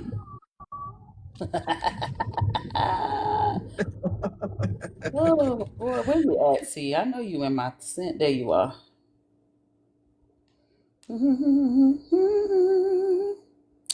Wow, not that I could see. There we go. All right. Yeah. Look out for that playlist. I'm gonna put it on the book club playlist. We're gonna continue to grow that. The Church of Anti-Cooning. We're the Church of Anti-Cooning. Okay. I'm the lead pastor. All right. We got T. She's the first deaconess. Oh, a deaconess. Yeah. Okay. And then we have no. She's the first elder. I'm the first elder. You're the first elder. I accept that. Yeah. And then we have Mars and Penelope. They're the deaconess in the comment section. Yes. We are accepting new members. We do need a secretary. We need a treasurer. Okay. An usher. Yes. As a matter of fact, we are taking applications for ushers. We will see how many people come in frequently, and that'll get you into the lead usher spot. So when people come in, you could direct them to their seats in the book club, in the Church of Anti-Coonesian. Yes. Oh, yes, we need a lead choir director. I'm doing that right now. It's a lot of work on me as the lead pastor. Yes, as the lead pastor, it's a lot of work. So I thank all my constituents, all the members. Thank you for joining the Anti-Coon denomination. Yes. Ashe, sister. Ashe, oh. Ashe, oh. Ashe, oh. Mhm. But yeah, this was good. I tried to map it out. Let me tell you guys. I think we'll be done with this. Let me see. Wednesday we're gonna do 1, 2, 3. So that's Wednesday, Saturday, Sunday, Wednesday, Saturday. So by next week, actually, yeah, by next week we should be. I'm sorry, 2 weeks. 2 weeks we'll be done with this. Of course, if we could do more, I don't mind doing that. The chapters moving forward are anywhere from 30 to, let me see. Yeah, the longest chapter is 39, and that's the epilogue. The chapters between now and then are only 30 minutes, 15 minutes, 13 minutes. So depending on how those short chapters go, we could probably finish it a little sooner. But I thank y'all for coming through. You know, it's always fun in the Church of Anti-Coonation. And we'll see y'all. I appreciate you having me. Yes, ma'am. Absolutely. You're the first elder, the head elder. Come on now. I think of course, I think Ron is the what they call the ones that the greeter. He the greeter. Cause he don't say nothing else but hey y'all, hey. Who's the greeter? Ron. Yeah, see y'all in these TikTok streets, y'all. See y'all Wednesday morning. Wednesday is gonna go back to 7 just for Wednesday, because I'm going back to work early on that day. And then Saturday and Sundays we'll keep it at 8. Okay. I know, Penelope. I know. It's just one day, Shirley. Oh, so, I know. And I need my deaconesses here. Okay. All right, bye y'all.